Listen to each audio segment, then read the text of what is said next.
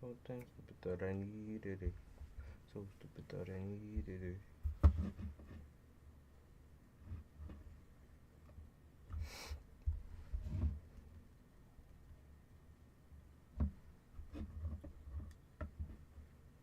Hi. Hi, B, Judy, mistreated. You said been a while. Yeah, it's been a minute.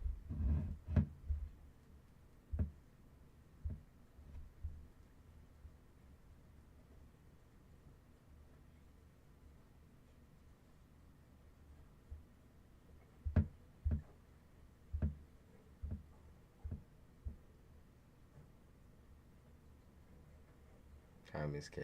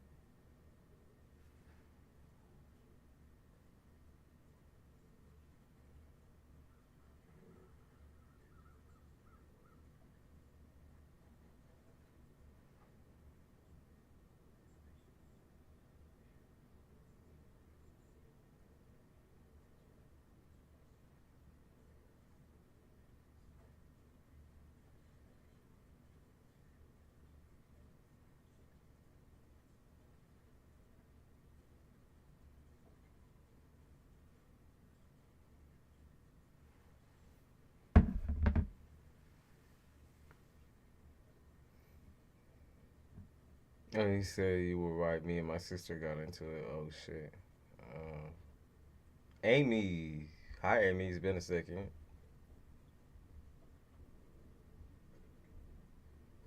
You said making me want to call off work so I can stay here with you. Maybe. What's going on with you?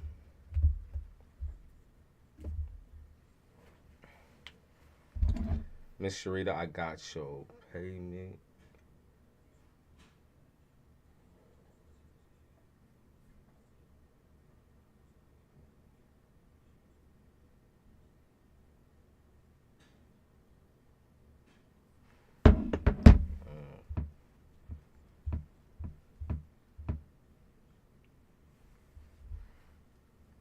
About to say fuck that job. Mm, I feel that.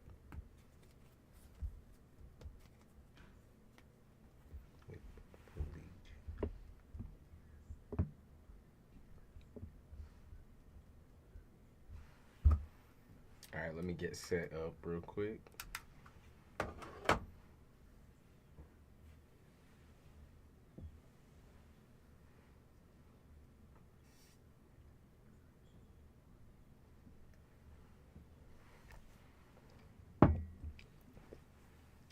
He said I typed my question this time just in case I had to run. Yeah, so hi, Dean.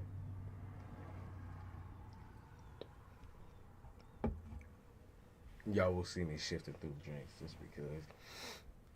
Mm, mm-mm.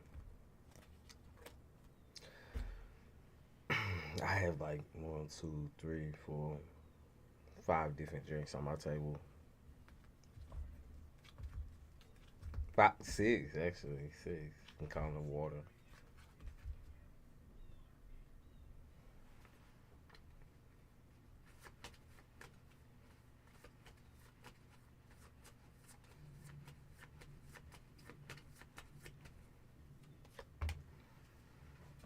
Miss Sharita, looks like you'd have to travel if it's something that you wanted, or you should travel. They're suggesting that you travel far if it's really something that you want, just for the best results possible. So that's what they're saying, that you would have to travel if that's something that you're really looking into and really want.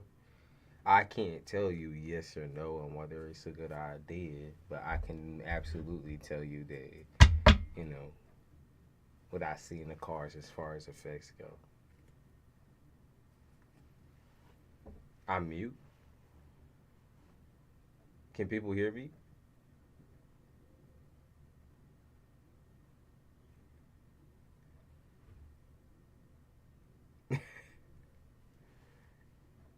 Oh, you're on me. Yeah, I'm on the vodka lemonade and lime. I feel that too. Jesus.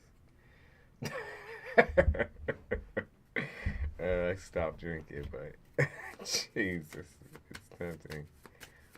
Uh, you good? Okay, okay. So they said that it's probably a good idea that you try not to waste time or money on something if it's not something that like you can foresee, like if you can't maintain it. Okay, so that's what they say. It's all about maintenance, not really about whether it's good or bad for you. It's all about maintenance and how you feel about yourself. So they do say to be careful on that. I don't see anything like deadly or anything like, oh shit, like something's gonna happen to you and then you're gonna, suddenly fall down the rabbit hole of being sick or like I don't see anything like that. Just you really would have to be careful. You really would have to be careful on maintenance. It's not something you should take lightly either. But other than that, probably for sure would say like you have good chances of you know, getting this done and having nothing really bad happen per se. Just all about maintenance. Because I don't see anything bad. Nothing that came out where I was like, oh, this. Uh. If anything, that'll make you feel like more clear about your beauty and your confidence. The way that you look for yourself, I guess, is really much more important than what other people think about you. So, if you've been feeling not so confident lately, kind of been feeling depressed and down bad about your body and about your physique, then for sure I would say, hmm, I would think about it.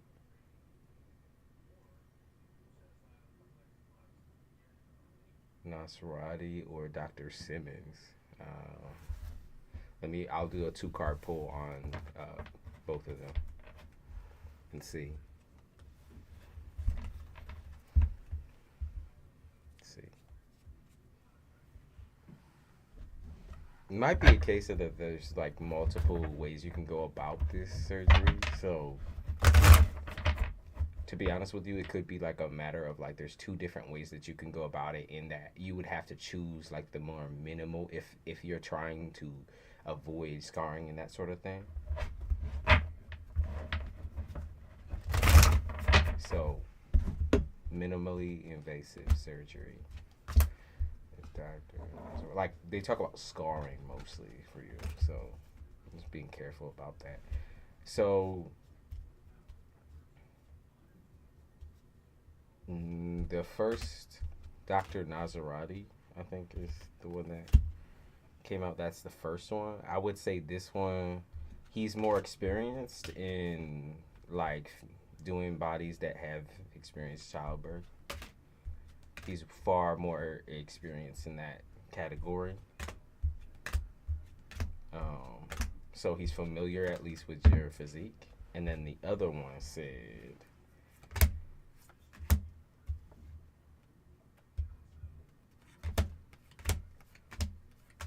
huh. Well, the woman, I think, Dr. Simmons. I don't know, woman or man, but Dr. Dr. Simmons, it looks like, okay,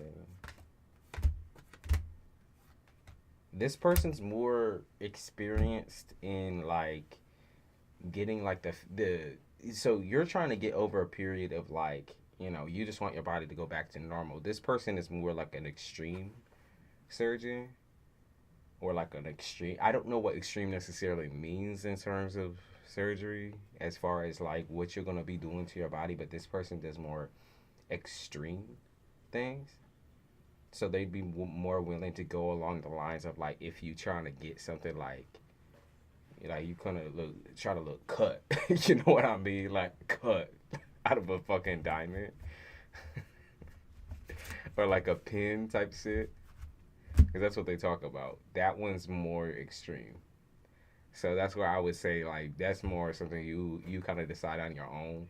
Do you want something that's more regular, that's more like desirable as far as like I want to go back to my old body, or do you want something that's more cut, like kind of more slim? I don't know how to explain it, because to me, what I see in my head is definitely not necessarily what the results would be. What I see in my head is like someone who's like, bam, like they have like a wild shape, like a pear shape or something like that. Like just trying to give someone like a fat ass and very, very, very thin waist. Like,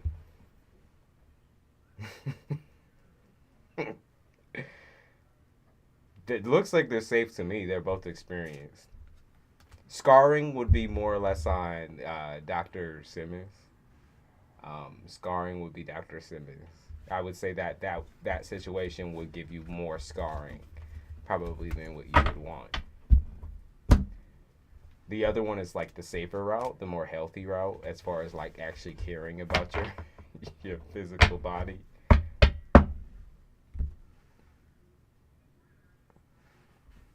They trying to give you that cold cut type shit. They trying to give you that, bam, that sucked it away. That is looking like a fucking Skeletor in the center and shit.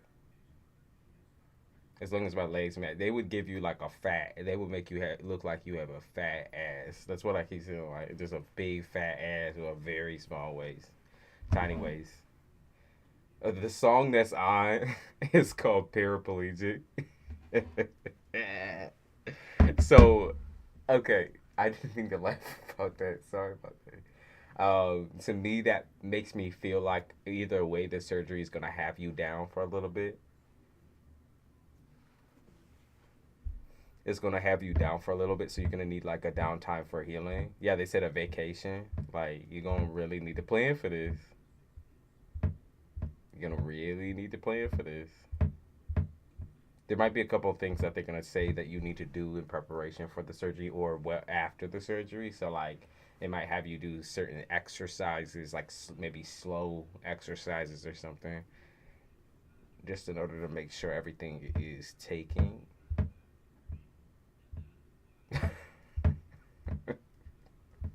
Dude, when I saw Paraplegic, I was like, what the fuck? Okay, so that's what they talk about. You're gonna be down for the count for a little bit. You're not gonna be able to lift a lot of things or carry heavy weight. So carrying your daughter is kind of off the table.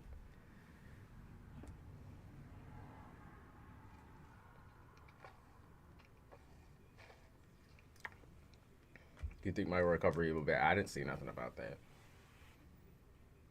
So I'm gonna say no. I didn't see nothing about that. But you for sure will be down for whatever the normal amount of time they tell you is.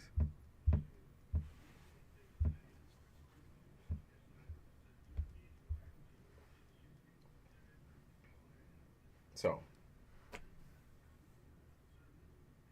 I saw a video where a lady passed out 2 times. Wait, are you awake during the surgery?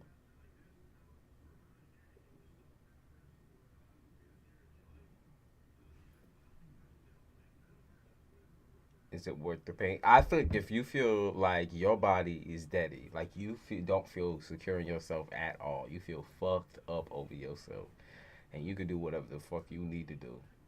I feel just like I feel the same way about females who get Botox, the same way about the females that get the fucking eyebrow lifts. If you look freaky to yourself and you don't give a fuck if everyone else thinks you look freaky and you get what you want and you desire, or like at least the end result is what you want and desire, then fuck it. Sure, but some girls are dying in recovery. Isn't but I've been hearing about that too. I watch a lot of channels that are like the murder mystery type shit, where a lot of females be dying, a lot of mothers be dying specifically. They take advantage of that high blood pressure and they take advantage of that state of mind and like hormones and stuff. But that isn't that happening in other countries? Are these people doing the surgery in like Brazil or Guam or something? Like, are you going to another country or are you staying here in the States? Because in the States, more than likely it's probably going to be successful. I've just been hearing shit about like people going to Mexico and Brazil and shit and getting killed because they think because it's cheaper, well, like Dominican Republic. Yeah, absolutely. Absolutely. They say because it's cheaper, it's the same damn surgery, but because it's cheaper, and all these girls have mentioned to go to this place, and then the families actually have to fight for the body to even come back to the States.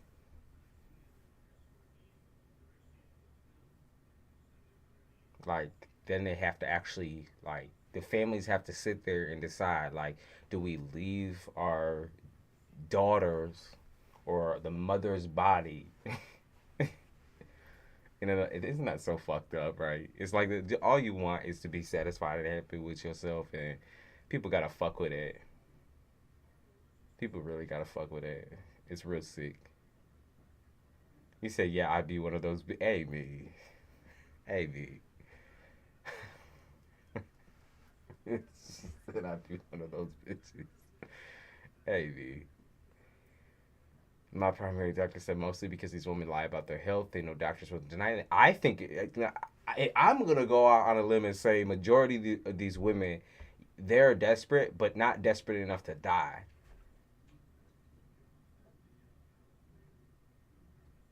Be real. Like I don't think like I'm gonna say these girls are desperate, but not desperate enough to die. Like they might be traveling to another country to get a surgery, but they're not trying to do themselves in. And it's the same if you're doing it here in the state. They're not trying to go. The expectation is that the person is professional enough where they're not going to get killed. You know what I mean? They do hundreds and hundreds and hundreds of surgeries, I'm sure. So when you find somebody who is the best of the best, or like top of the line, the expectation is that you're going to survive the fucking surgery. So I'm sure it's not a matter of like, oh, I'm gonna lie about everything that I say. I'm sure it's a matter of some doctors are just not to be trusted. They did, maybe it's like they've done like five surgeries or five Brazilian butt lifts that day, and then the one person that they land on at the end of the motherfucking day, they start being like too chill about it instead of like taking shit, like they kind of take their personal to work type shit, and then they're able to slack on that last surgery, and then they kill a person by slacking. Like regardless of it being like minimally invasive, still I can't have that in my Virgo brain. I early over the thing. No, my girl, she wants something like that done too, and she be talking about like, oh yeah, but is it gonna be? What if it's not the thing that I want? Like, what if they really fuck me up? And I was just like, if they do, then you'll have to just fucking deal with it, right? It's kind of it's the risk level, right? If they really do fuck you up, then you just gonna have to fucking sit tight with it at least for a year or so. Cause that's what they be talking about. They be talking about, listen, bitch, like we can't operate on you right after that. Like you gonna have to wait. You gonna have to wait. They do good, but natural work, like you gonna match still. So then I would say whether you want the extreme results or the natural results. Like I said, I think Dr. Sim is more extreme, where they gonna suck you tight, make you look like a fucking. It's like a hard cut type shit, like a chiseled ass motherfucker. or the other side, which is more natural, will make you look like you have like, more a natural body and less, like, I would say minimal scarring on the other side. So more scarring on this side, minimal scarring on this side. Just because they were a little extreme over there in this deck of the woods. They trying to suck every ounce of fat off your body. He he examined me fully. I didn't give him my deposit. That's good. That's good then. As long as they're not like playing that type of game, or they just trying to cop a feel. You know what I mean? I'm sure a lot of crazy things have happened to people. Just make sure you see all the results in something that you like and enjoy. Yeah, it's not bad to think it over and turn it over in your head as many times as you want to. But he's more concerned about overall health. Yeah, I would go with that side too. But obviously, like I said, I look at both sides and I see the benefit of one and the benefit of the other. The benefit of one is that I think that one would be more or less like possibly longer lasting just because they're trying to chisel you the fuck out. But maintenance on both sides is going to be difficult. So it's like once you get that body, to try to maintain that body is going to be difficult on either spectrum because you have to have the time to do that.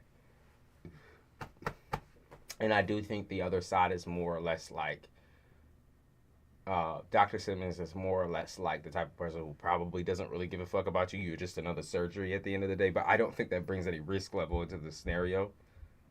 So if you was wondering if it, like, because one person cares a little bit more than the other personally about, or not personally about you, but more about you, I don't think it would matter. I'm gonna be real. I really don't think it would necessarily matter. Cause I would play the safe route still. But I'm just saying I don't think it really matters. That I didn't see any risk level here of like you're gonna die or this and this and that. To me, it looks fine. It looks perfectly normal. Whatever normal entails, to be honest with you. I understand why it's so serious in your head. I think a lot of women feel the same way that you do, even if they don't haven't had children, or maybe there's just always been something that bothers them and bugs them about something that they got, and I think that that's just a part of life. Like when a woman that I'm with tells me that she's not happy with herself, I can't always be that reassurance and that person who's just like doubling it down. I can double it down, but whether you'll believe me or not, it's kind of like that's the crux.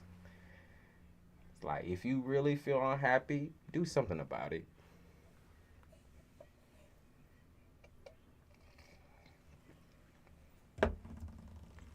Confidence is extremely important to me.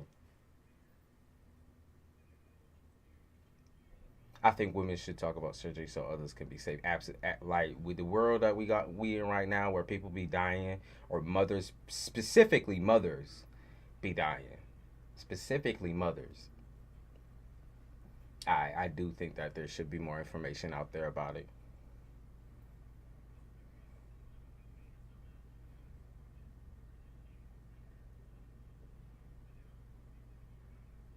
As long as I'm alive, yeah.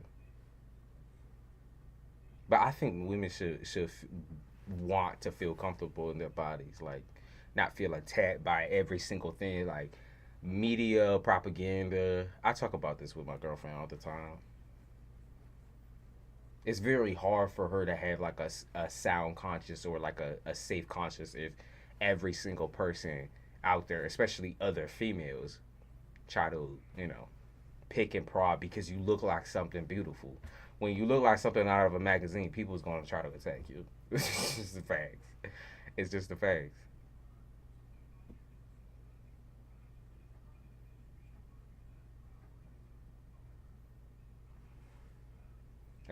I, I'm not trying to leave my baby up for some surgery. And I'm sure that's what many of the women were trying to say too, or trying to think too. There's always a level of risk, but I'm gonna say I don't see anything risking your life here. I don't see nothing to do with like, okay, you know, this is gonna be something that's life altering forever and ever and ever. I just don't think so. You're just trying to get a sense of normalcy. That's all I see. Nobody want to feel insecure like that. If I had the funds, I'd be on that table quick as fuck. Amy.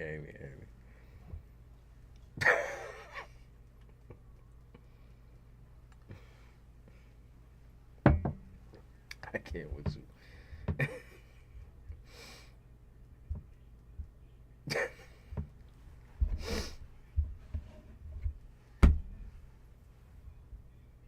Okay. Then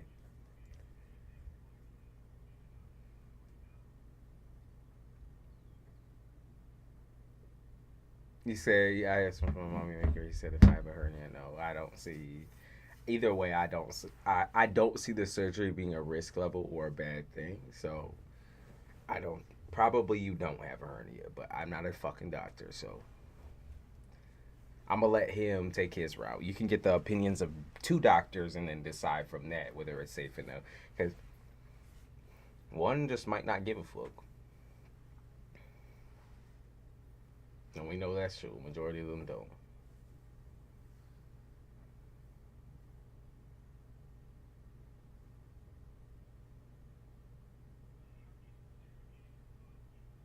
Toss it over in your head, think about it, and talk to both doctors and get both opinions, because I'm sure they can differ. Do your research yourself too. Then you say, I'm here. Hello, Scorpio. Okay, Scorpio might be dealing with. Hold on. Hmm. What is this?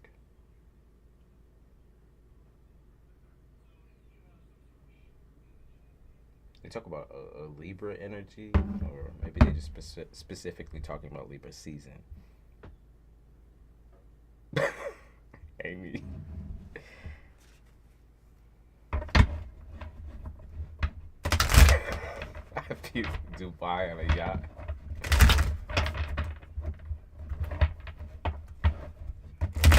Fuck it, show it. At that point, if you really going that far to alter your body like that, fuck it, show it the fuck off. Fuck everybody at that point. If you once you feel solid and confident in your motherfucking body, fuck everybody at that point. Like even if you going for a fucking extreme look, you know that YouTube where it's like they show off like extreme people that always be getting like the modifications and stuff like that. They talk about like the fucking people with the Barbie bodies that get like 5 ribs broken.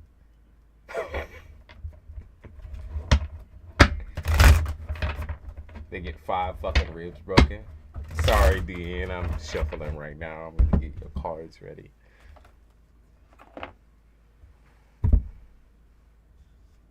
Dubai be resting motherfuckers the wrong way.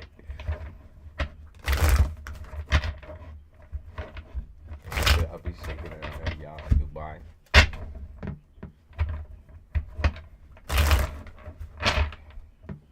DM.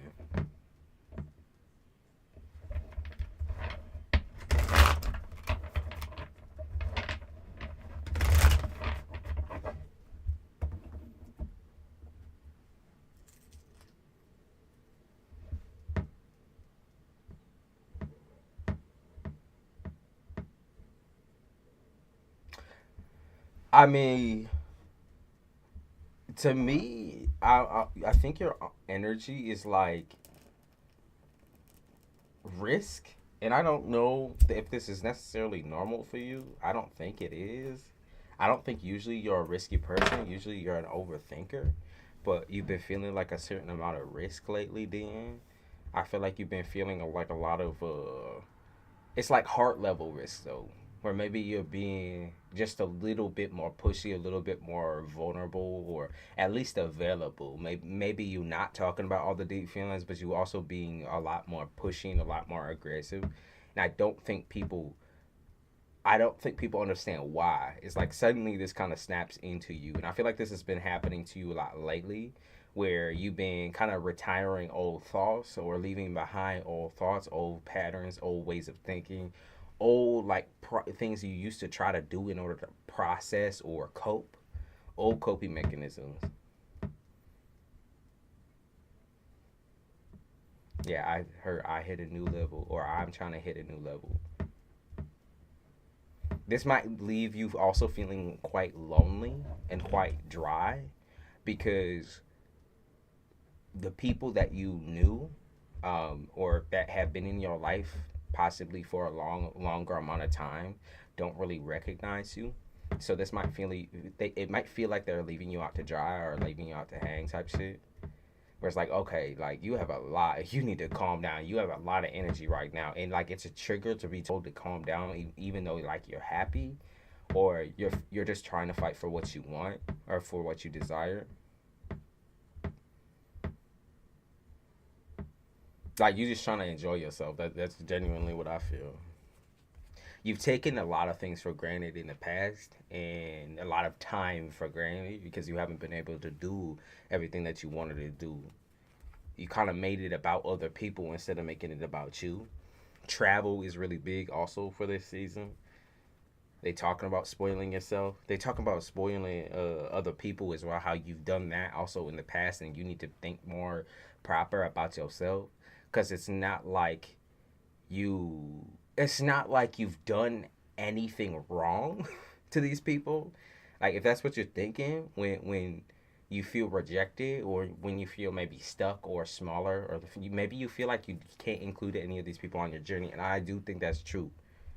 Um, I I think that's true. I believe that that's fully true. And if I'm being honest, it's always kind of a bittersweet exchange when you deal with people who don't put in the work, because you put in the work, but you also know that you have to get away from people who are lazy, who don't appreciate you, who don't appreciate like the hard work, or like that you're the type of person to give them the clothes off your back type shit. That's hard though. That's really hard as a giver. And I know this from personal experience, because you're a giver, people will try to use every ounce of what you have. And then once you stop, they're unhappy. You realize that once you stop giving to them, whether it's material or emotional, once you stop, they're triggered. They get triggered. They start blowing up on you. Start sending you a bunch of motherfucking texts, or calling you up your phone 25 times, or like trying to fuck with you because you're a giver.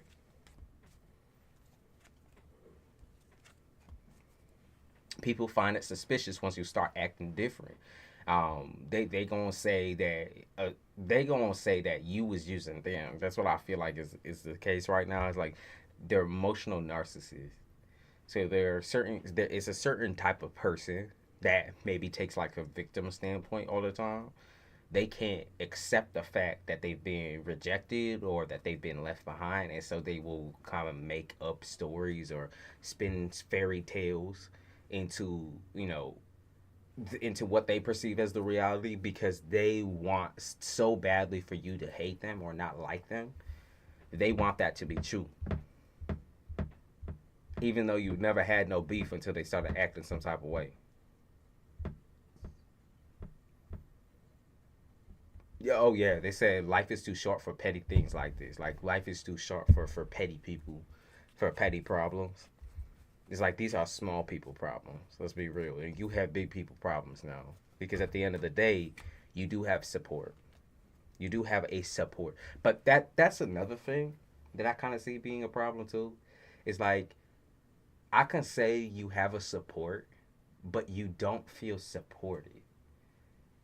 So right now you should also be looking at like things that make you feel supported, like things that you can add into or have conversations about with these people to feel vulnerable and feel loved, accepted, and like not so dry. Cause like to me that's kind of telling us like, okay, though you are surrounded by people, you still feel alone, or you still feel like people don't appreciate you. And that's hard because you might really love these people. You might say, fuck it, I don't even really care. These are my people. These I love these people. They're close company to me. They make me, happy. But at the same time, it's like, are they trying to make you happy, or are they just existing? Are they trying to do things like to make you feel special, or is it just an existence? And maybe all they do need to do is exist and be happy for you to be happy. That might be true, but at the same time, there's something missing, right? And that's what you always feel, is there's something missing. It's like, what can these people do different to try to get me to understand me, to tap into my energy? Like, cause you still, that's the thing, you still hungry for the shit. You still are looking for a relationship that can fill that void and fill that hole. You really want to fill that hole. I just feel like it's because you don't have someone to show you the same energy. You said been trying to get to the bottom of that. I really think it's because you don't have somebody who's giving you the same type of time that you be giving everybody else. I'm not going to say you're an over lover, because you're not. You're showing people how you love and how you operate. But what I will say is that I don't think you have somebody who loves you the way that you love them. I don't think so. And everyone has a different love language. Everyone has different expectations, and everyone will show their side of things. I think tough love is something that most people like you have been through or have gone through, is tough love for a majority of your life. And then you kind of make that swear in your head where you're just like, I will never ever treat someone like that, like my parents have treated me, or I never treat someone like my family has treated me, or I will never treat someone like my ex has treated me. Like, I will never ever do that to somebody. I will never ever punish someone like that. And I think because you make that promise in your head, it creates like that expectation almost of like, well, because I'm giving them exactly what I've always wanted, and exactly what they've always wanted and needed, why can't I feel the same way that they do? Why do they feel special and I don't? Why is it so hard to give that, you know, why is it so hard to give and then get? But then also, why is it so hard to communicate that you're not getting enough? Are you afraid that the moment that you say, like, I don't feel like this is enough for me, that it's going to ruin the relationship or crash down on the relationship? Because if I'm being honest, I don't think that's the case. Because you've already done so much and you already still do so much. But I still think you're facing neglectful or abusive behavior from people.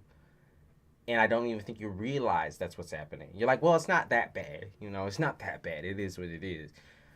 But like, I do think it's that bad. I do think internally you feel the difference in dynamic. So like, yeah, it is serious. It is bad. It does feel like shit. It does feel like something that's unnatural. And then it's not something you deserve. And it's not something you want either. So while you can take a step back, you still feel like there's something messed up inside of you. And that's not fair to you. That's not fair to you.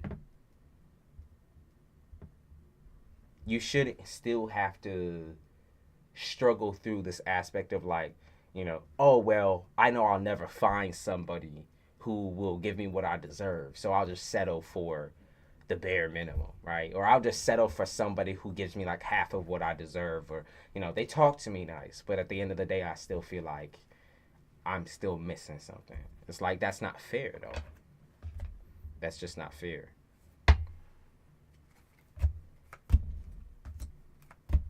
There is like this unbothered energy that you try to have people perceive you as, like just completely unbothered or just like completely separated from emotions. You try to show people that. Now that's like wherever the earth is at your in your chart, that is what that is. It's the earth sign in you. The earth sign in you wants to create such a heavy barrier between you and other people that no matter what, no matter how close or how far they get, you never feel anything. Like, you never feel anything.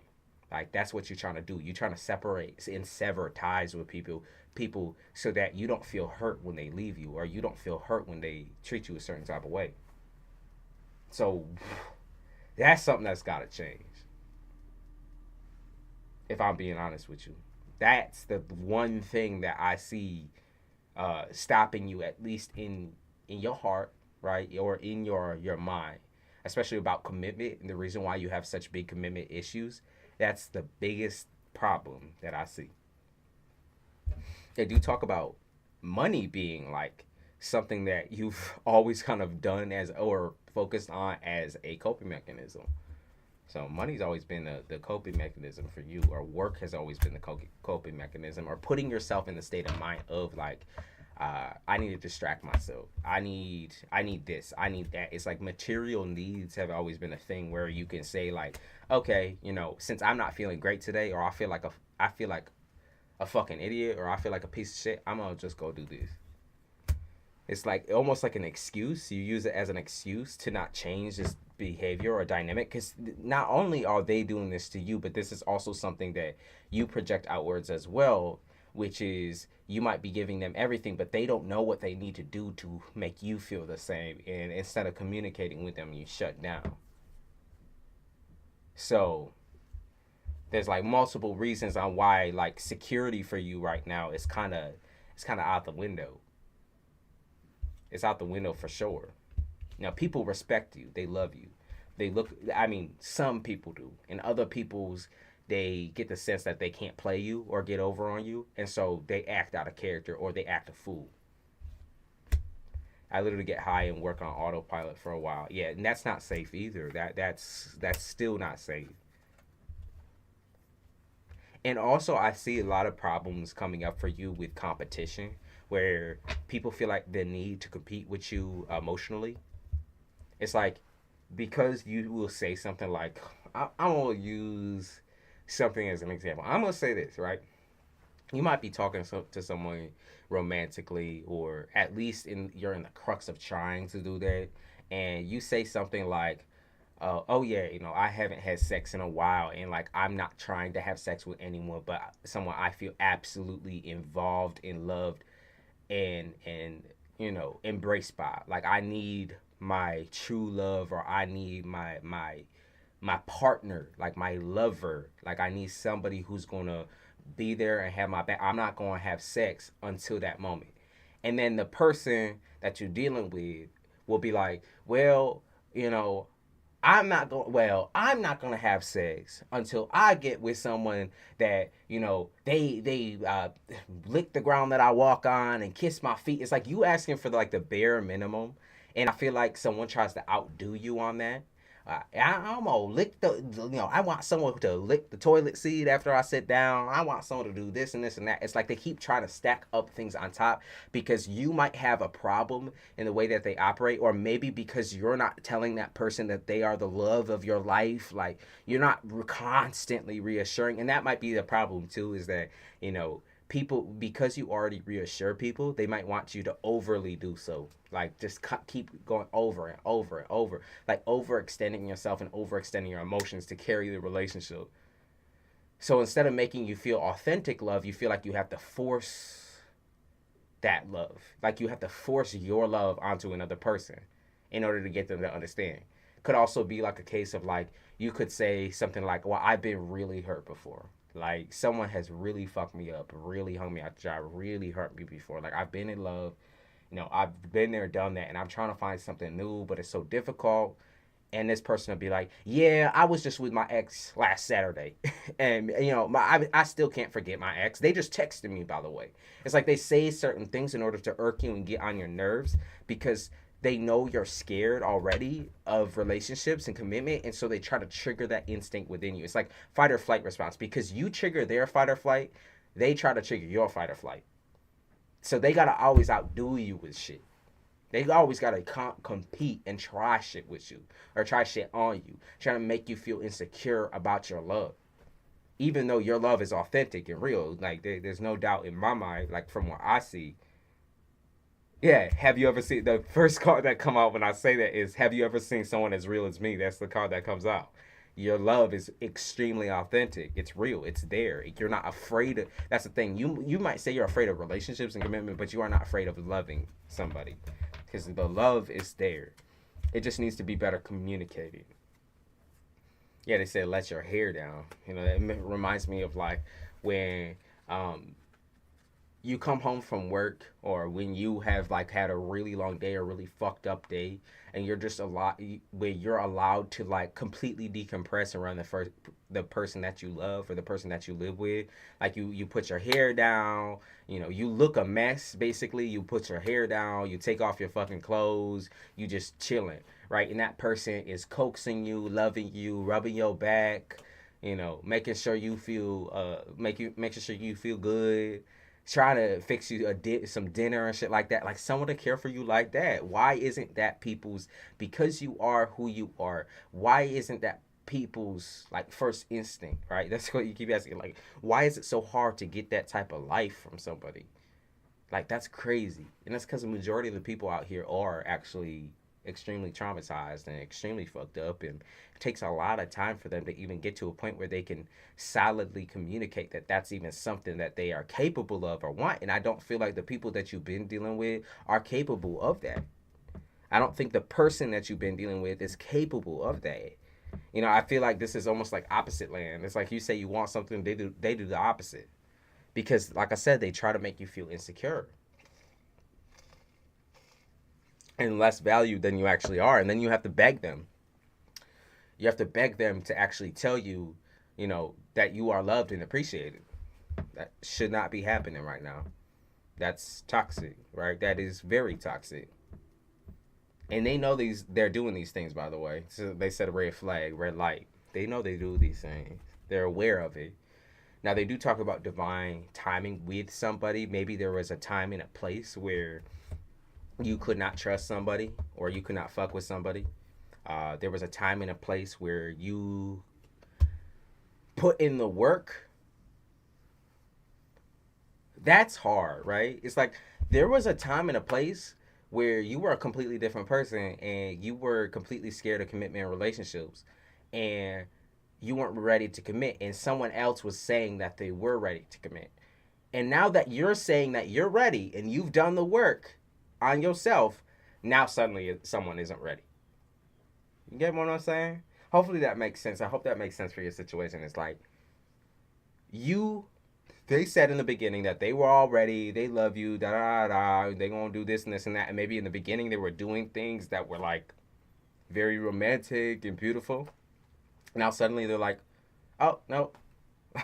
Well, and I'm not saying commitment has always been there for y'all, both of y'all, just because I do see the issues and the problems. I do see that, like, for the most part, I don't think that there was any trust from the beginning, even though she showed you a little bit of what was, you know, what was possible. I think that was a front in order to keep you, if that makes sense, to keep you stuck.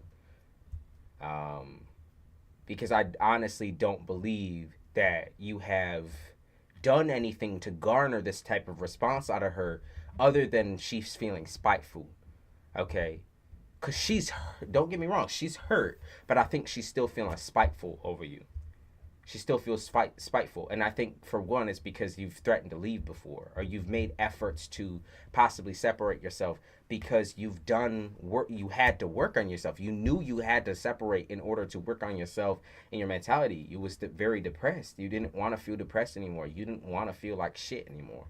You wanted to change yourself, whether that was, you know, leaving the relationship just for her sake, or picking yourself up again, you know, actually becoming like an active part of this society.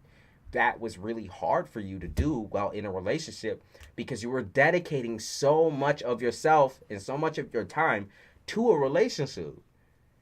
Oh man, you're one of those, dude. I'm telling you. You're one of those people where I feel like I resonate highly with you. I resonate highly with your situation. But they definitely be talking about the fact that you say you picked up on two different energies here. So apply which side it applies for each character, okay? And kind of take it as that, because we're talking about the character of two people, but it's the same energy, same person internally, same person in how they treat you, okay? And while it's two different situations, like I said, it's still there, and it's still like a very active part of the reason why you possibly can't put yourself into another situation right now, because it's just like a feeling like a ticking time bomb. Okay, so apply where it applies. But gaslighting is like a big thing too with the relationships that you've been in. I don't know if you deal with maybe an earth sign, or you feel like someone was your soulmate at some point in time. There is definitely a complication in cheating, or complication in like having eyes for other people, or possibly somebody who's always kept their DMs open, always someone who's always kept like an open mind in relationships. That's just not comfortable. I don't know if that was you or that was this person, but they've always kept that open mind, and I think it's what they do for work that kind of takes away from your relationship, if that makes sense. I think it's what they do for work, or what they have done for work, or what they have done in retrospect, just as a person going through relationships. It's the things that I think trust was broken from the beginning because of the things that they told you about themselves, the things that they put forward. It's like you tried not to be judgmental, but I feel like instantly that's kind of what went down. It's like, oh man, I feel really fucked about this. I feel real insecure about this. Or this hurts, like this is weird, like I don't understand like what this person is trying to do to me. Like I just cannot trust them. I cannot trust them. I don't think I could put forward the effort to trust them. Now I can treat them the same way, but I feel like they felt a change in you when they told you something, or maybe put something forward. They felt change in you, and they might have talked about this. It's possible that they talked about feeling a change within you.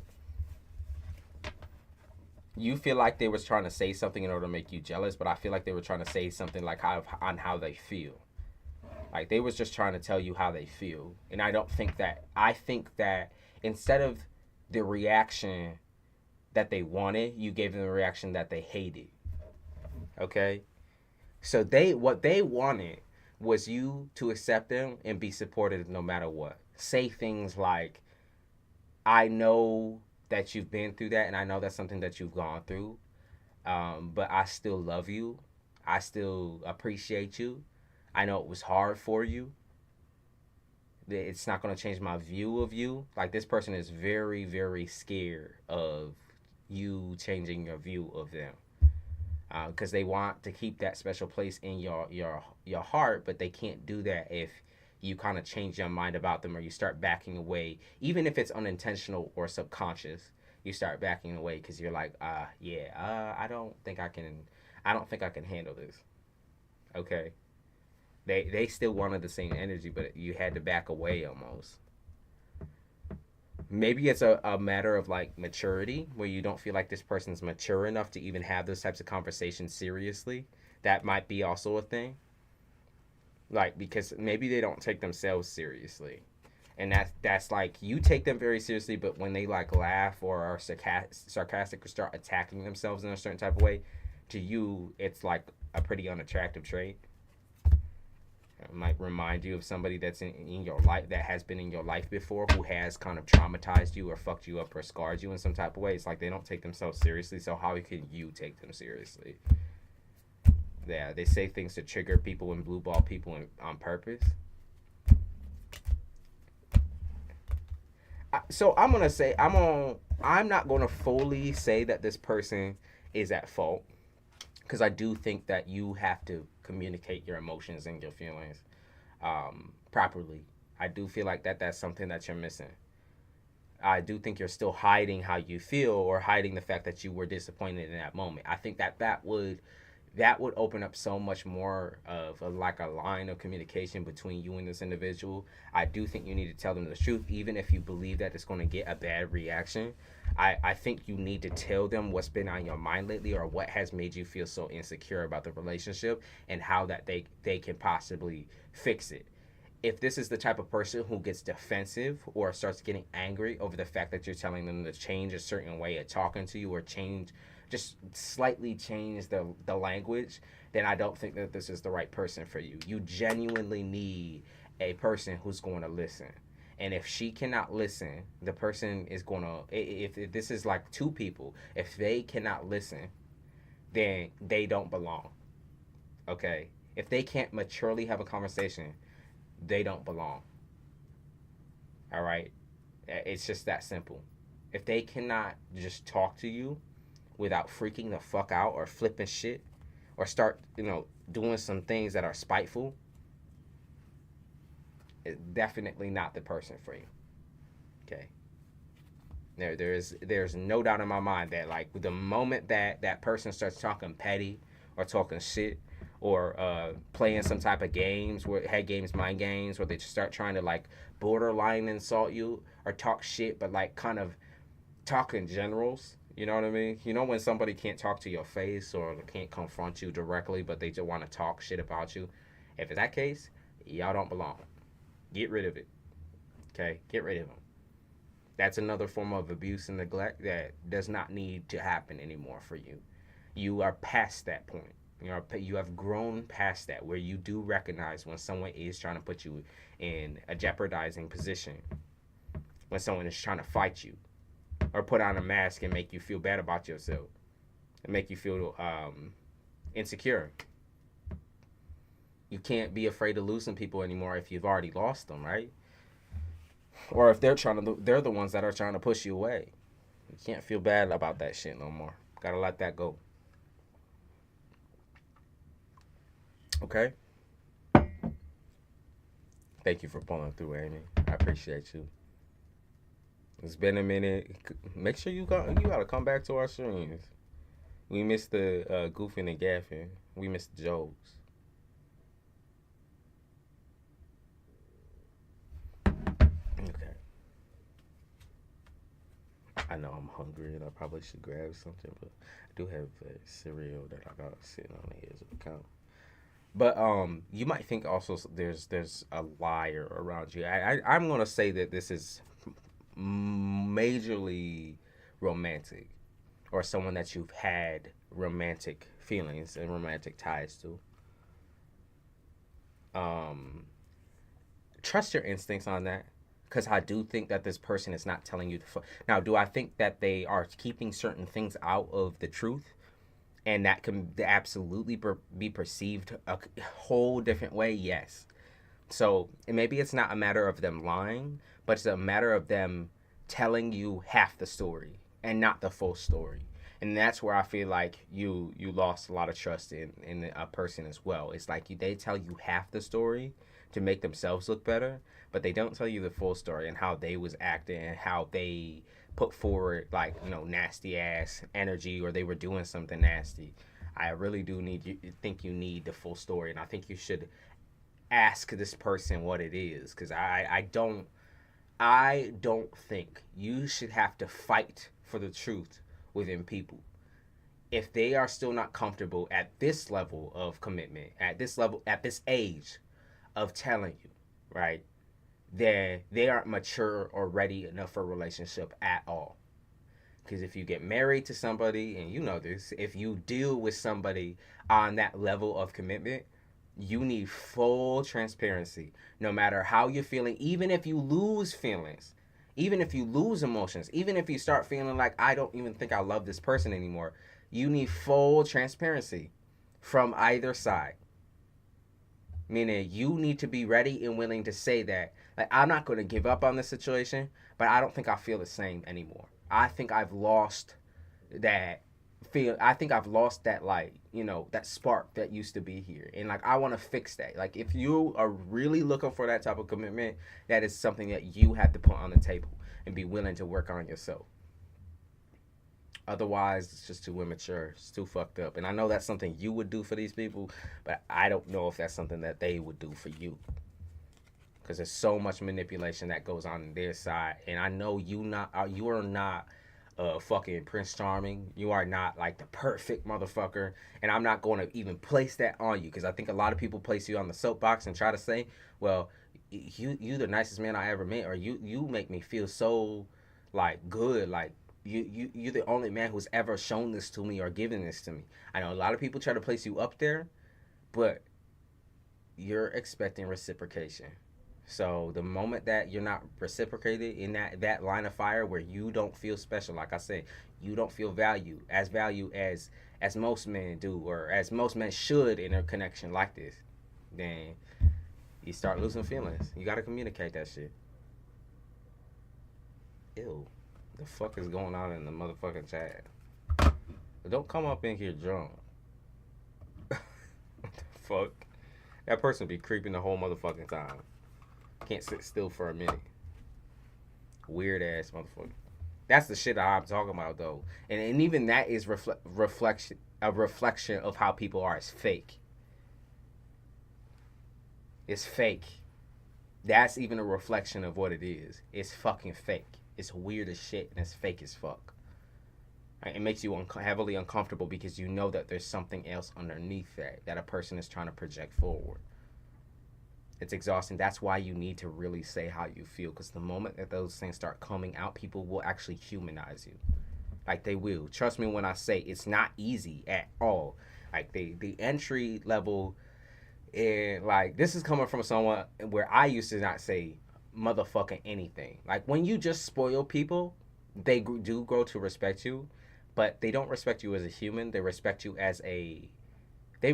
almost as like a item, or someone who gives, like just someone that's like a giver. Like they don't feel like you need to take anything from them. They're a giver, right? And so that's what they label you as, the giver. Someone that they can literally like that will bend over backwards by, giving you the materials that you need, giving you the shirt off their back, giving you the emotional security or the comfort blanket type shit, by protecting them from the world, by bailing them out of fucking jail, by literally anything, right? That's how they view you, like a parent almost, right? Like what your parent is supposed to do for you when you're young, but what most of us don't experience is that type of that level of sacrifice. And emotional value. So you need to humanize yourself for real. Humanize yourself.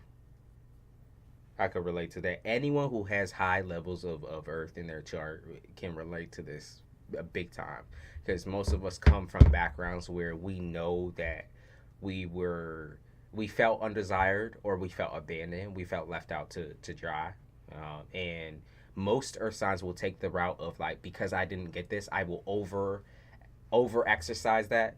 You know what I mean? So like, for example, if you didn't have much money as a kid, then you will overly chase after work and overly chase after the material realm. If you didn't get a lot of love as a kid, then you'll overly chase after love through romance, through trying to show your children as much love as possible, but even sometimes overdoing it or overstepping boundaries. I would say that it's really, really hard to tackle this, because it's like a whole entire like life's worth of feeling like you don't deserve a lot of things and feeling undesired because people have basically put you on the back burner and made you feel lesser than in some type of way. And now you have a complex where you feel like you have to do more than most people in order to be loved and desired, even though that's not true. It should be whatever you're showing, even if you say it's even if you're trying to tell me that you love too much or too hard, the person that you're dealing with should also show you that. They should show you that. The person that you're dealing with should give you all of that love as well. It should not clash. Like, you should not be clashing with somebody about how to love each other. You should basically be giving everything that you feel like you've been insecure about, everything that you feel like you don't deserve. You should be putting that forward and letting that person know that that's exactly what you want. Sometimes action isn't enough for people. You also need to pair it with the words and say, this is what I want. I want you to treat me like I treat you. I want you to give me this like I give this to you. I want you to put in the work and the effort. And you have to specify what that work and what that effort looks like. Okay. If that person comes back with a retort where they're like, well, I want love this way, I want it like this, and I want it like that, and you've already been trying all of the things that they have put forward, or you've already been like repairing yourself and healing yourself and putting forward all of the effort that you feel is enough for a person, then you need to think about stepping away and backing away, because that's not the right situation for you then. If you are emotionally overextending yourself and this person is not making it easy for you in any respect, walk away. Walk away. If they're not willing to put in the work, find somebody who will. That's their motherfucking problem they lost out on. And they might try to take you back later down the line too. That's the thing. They always come back, right? It's like you show them a world's worth of love. Like even a year with you is like flying on a fucking Aladdin blanket type shit. And that's kind of how people feel too. Is like you feel too special. You know, you value yourself so much over other people, or like they're so selfish. They're so like, it's almost like just, I wouldn't say narcissist, but they're so self-centered that the moment that they feel that love and that spark for you, they don't appreciate it. But later down the line, when they start actually getting like reality check after a reality check after a reality check, once they don't have you in their life, then they feel worthless. Then they start feeling like shit. And the only thing that they can even think about that's changed in their life was having somebody in their life that really did love them. And that might match most of y'all's situations in either perspective, by the way. You might have felt that about somebody else, where you felt like really you in a relationship, you felt very self-absorbed. You felt very independent still, even though a relationship is about a commitment. So you should have a certain amount of independence and a certain amount of commitment, right? You should also you should never feel like you're alone. You should never ever feel like you're alone, ever, in a relationship, ever. You shouldn't. That person should be, like when people say obsessive, what they mean is you should always be thinking into that person when you're putting forward the effort and the work and and you're making progress. You should always think of the people that you love, and think of yourself too, right? Those things can happen at the same time. Both of those things can happen at the same time. You should never feel like you have to pick yourself over somebody else, vice versa. Should be really, really like a shared commitment, 50-50 on that level of things. And some people are like, well, that's unreasonable. You know, you're never going to find somebody. You will. You will.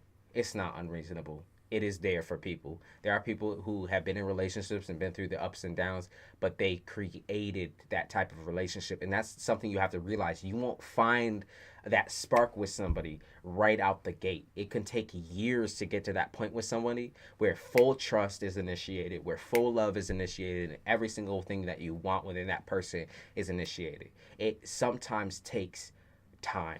And in order to balance out that time, you make sacrifices. You make sacrifices on your character, on your ego.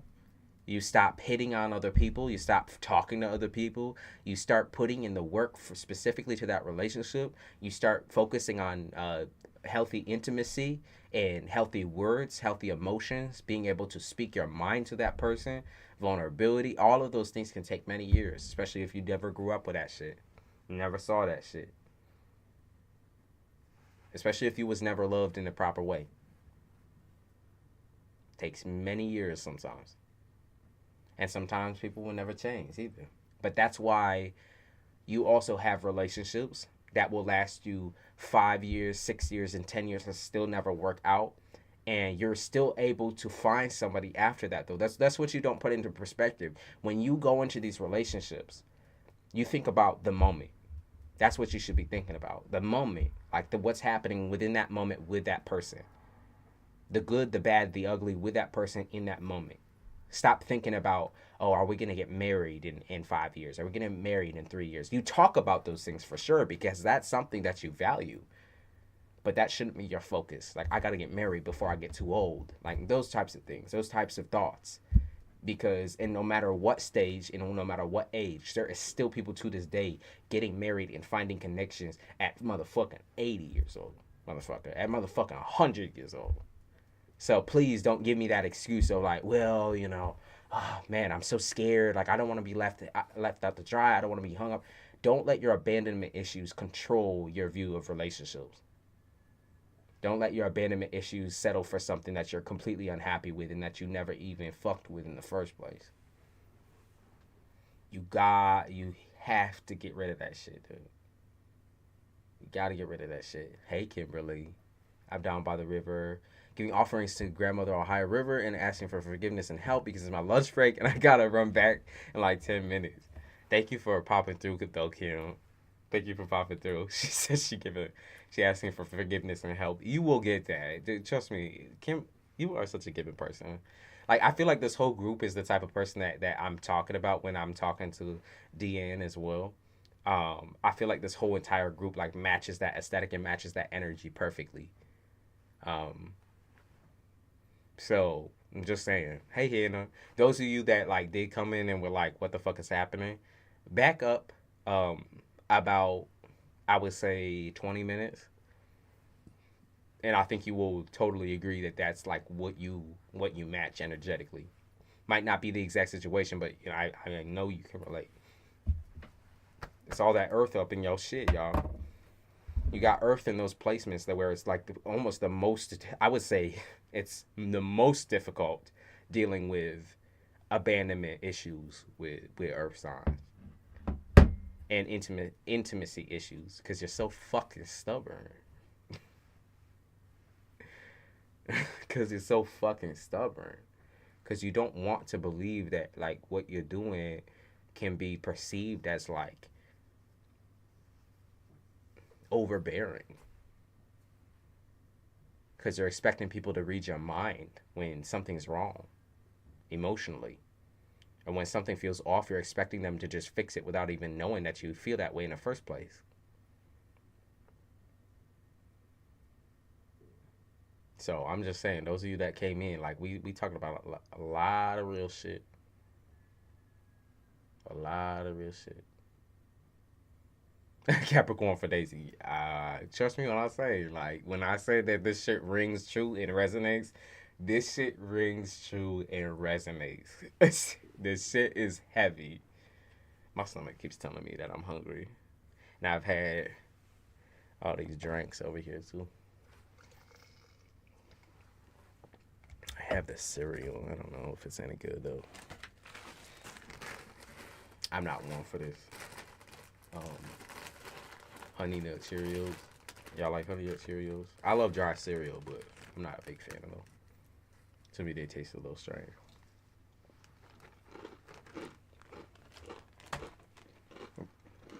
They kind of taste like chemical.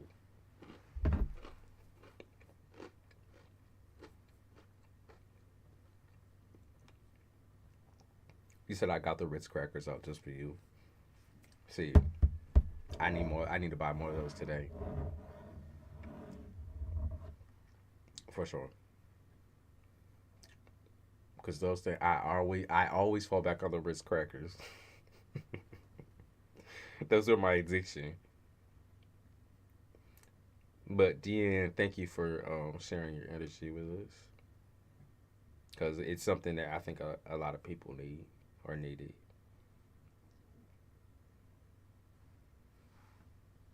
They need to be reminded that they are deserving of love and affection in the proper way. I didn't go buy some, but I should. What I really want, actually, what I've been craving is sour candy. Sour candy is actually like that was my biggest addiction, especially back when I was smoking, was sour candies. I mean, now I do smoke a little bit of THC, but such a small and minuscule amount. Most people can't even tell that I'm high. It's just like a functioning thing, and I forget to smoke too, so I think that's a good sign. But when I used to smoke, I used to love sour candy. I used to love Sour Patch Kids. I used to get these gigantic bags. And of course, I didn't like the red ones, so I'd take all the red ones out of the bag or leave the red and the orange in the bag, and then eat all of the other ones. and then give them to somebody else because I'd be like, I don't fucking eat these motherfuckers. You can have that. You said when you say sour candy, how sour is your palate? I would say like I wouldn't say I used to pop those warheads, but like I used to really really love them. I really love them, especially when we coming up on Halloween. I have memories as a kid of just like popping them motherfuckers back and making my tongue bleed and my roof of my mouth bleed. Like that's what that was. I used to love the sour straws too. The sour straws were fucking amazing. Like even now, like my mouth starts watering to compensate for what I'm thinking about right now. my mouth started watering. Um, but I really do love the red hots too.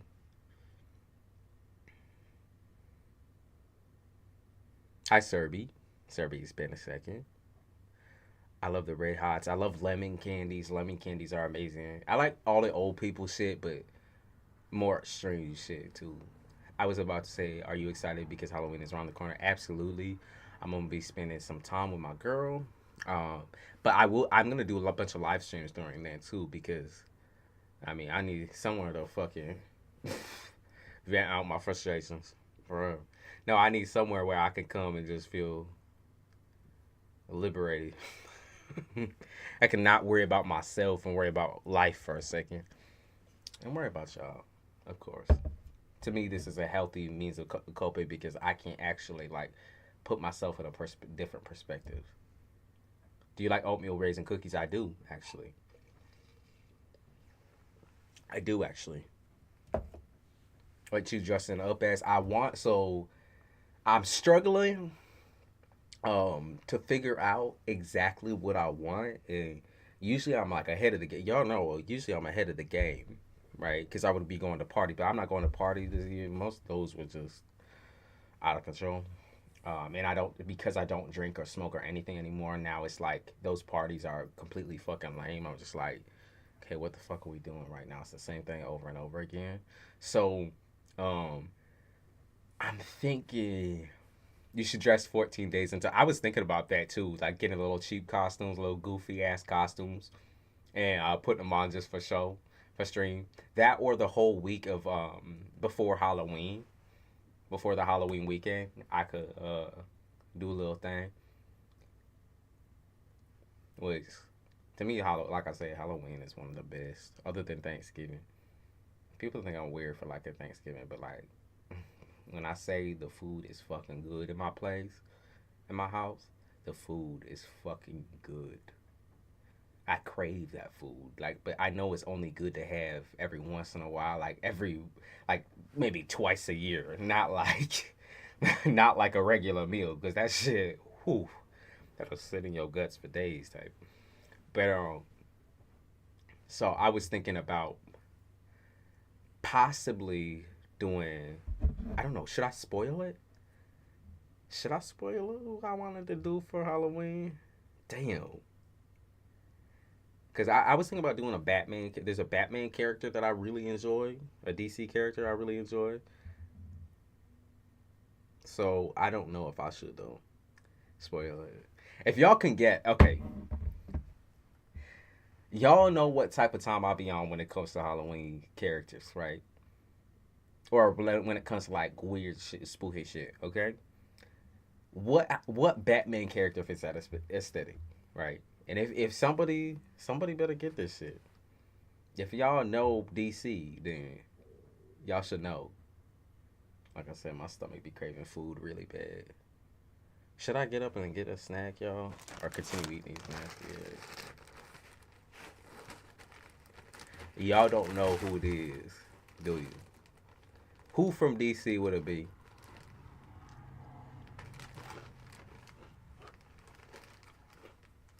Oh, I got a notification on my screen. Hold on. Riddler. No, no. Not Riddler. Riddler's a bastard. Joker. Not Joker. Yeah, Joker's too obvious. Not Joker. Not Joker. Who matches the aesthetic, y'all? This will give you a hint. Mr. Penguin, that's rude as fuck. She knew she was laughing when she said that too. This will give you like a little bit of a hint. My do rag will give you a little bit of a hint. Iceman. Two Face. Yeah, Seth. Seth got it. Seth got it. Seth got it.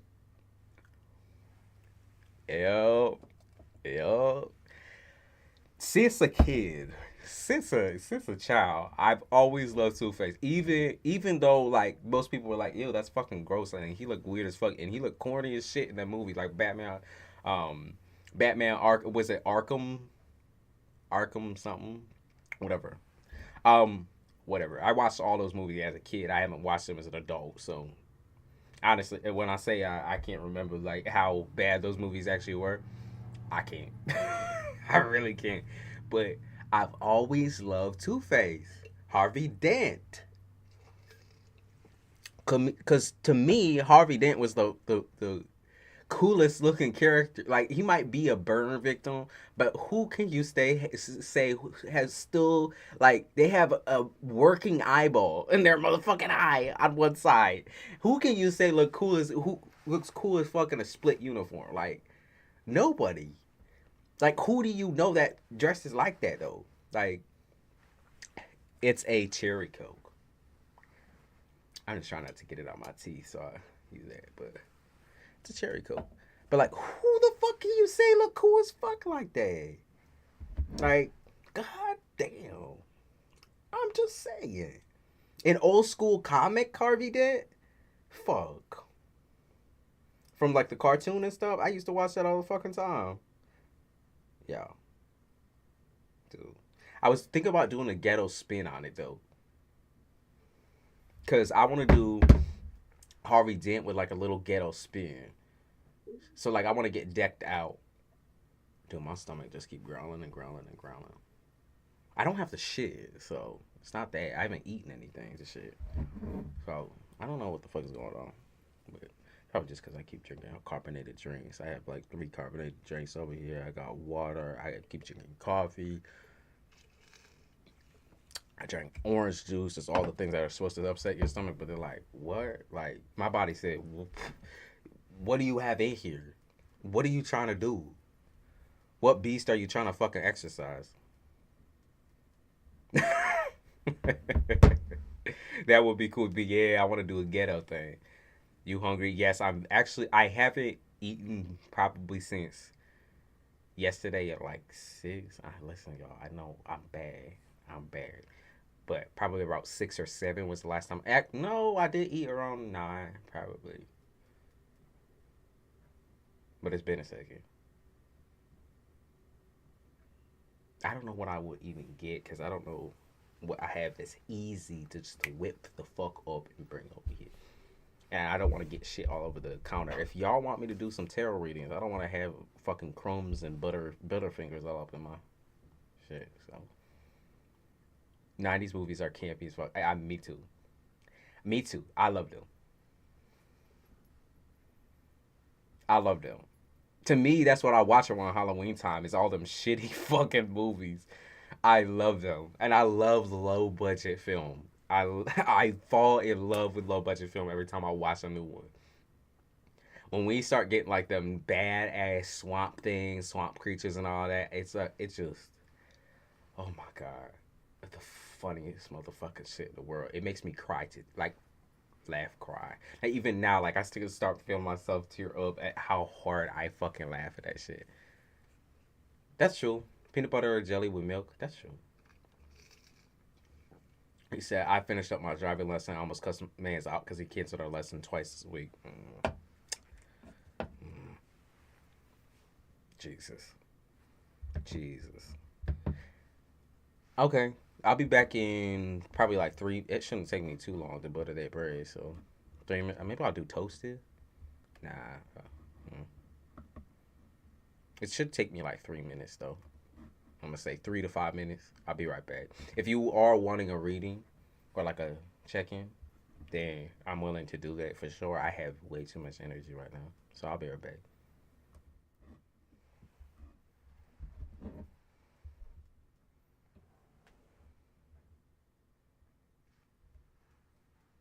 Oh, let me do this too.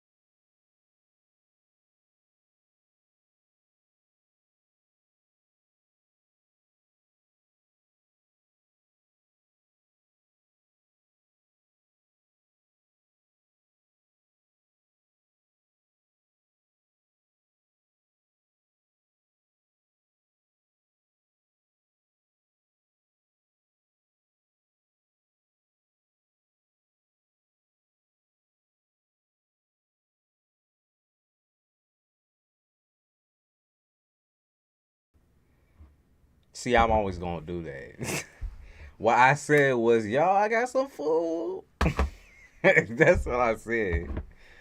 God damn.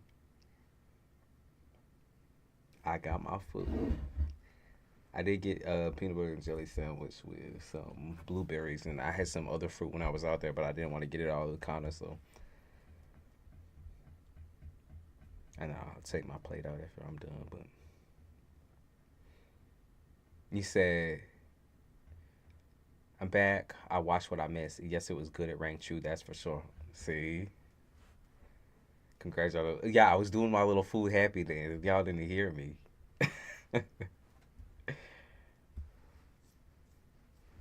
God, Jesus. I was starving to death. I was like, should I make an egg? And I was like, no. No. Because usually eggs fill me up quite a bit, and then I don't have to worry about filling up on several different food items just because I don't feel like making it really. Not in the morning, at least. Like, I'll do up a whole motherfucking dinner. I'll make sure I'm fed later in the day, but in the morning, I'm always just so fucking lazy with it. It's like, I want to get to work and do my thing, make sure my animals are good. You might, by the way, y'all might hear some animal commotion going on outside the door. These cats are fucking crazy right now, but Jesus. You probably will hear some meowing at least, because I know my cats be wanting attention right now, so I let them in. He said peanut butter and jelly always hits.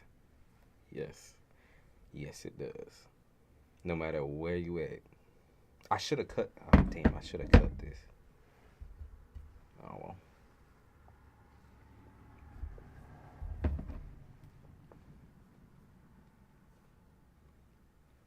Creamy.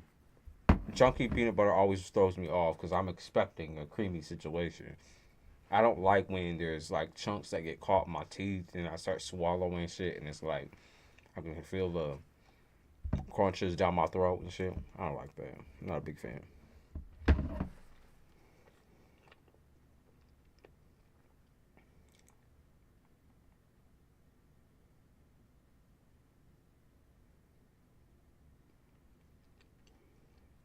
One second.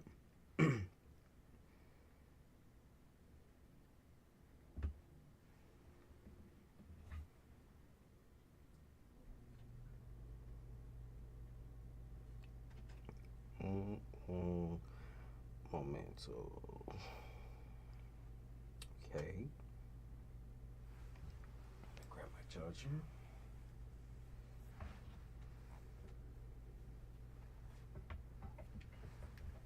Okay. There we go. Big bag. What the fuck does that mean? I don't even know what the fuck that means. Here we go.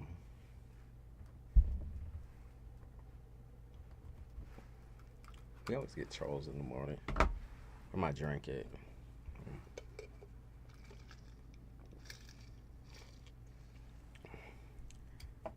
Strawberry or grape? Well, strawberry, but right now I have blueberry.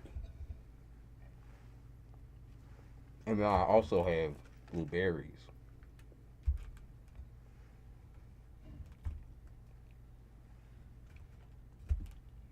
I like actually adding fresh fruit, but I didn't on this particular one just because I'm not trying to get that shit bouncing all over my counter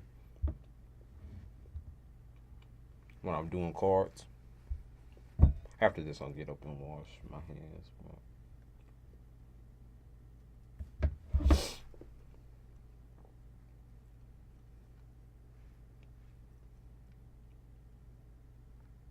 Let me turn on my music.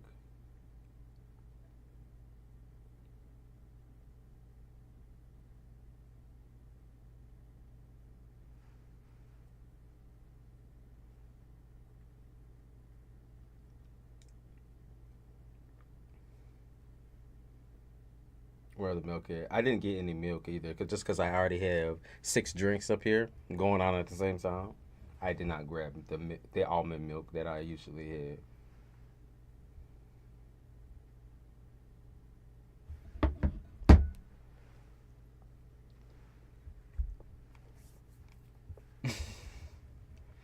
You said a PB cook-off.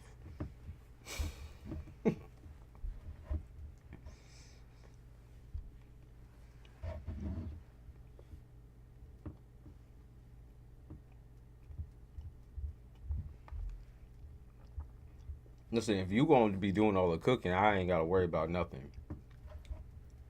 I'm just saying, I wouldn't even try it at that rate. As long as we eating food, I'm good. I'm set.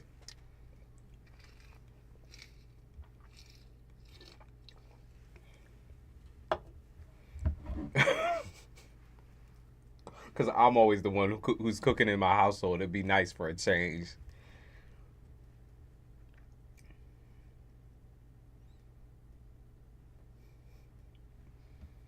It's not that I don't like cooking. It's just the fact that it's nice to have some help sometimes. I mean, I'm young, but like at the same time, I feel old when I'm out there cooking. When I'm out there fucking slaving away in the kitchen, I feel old as fuck.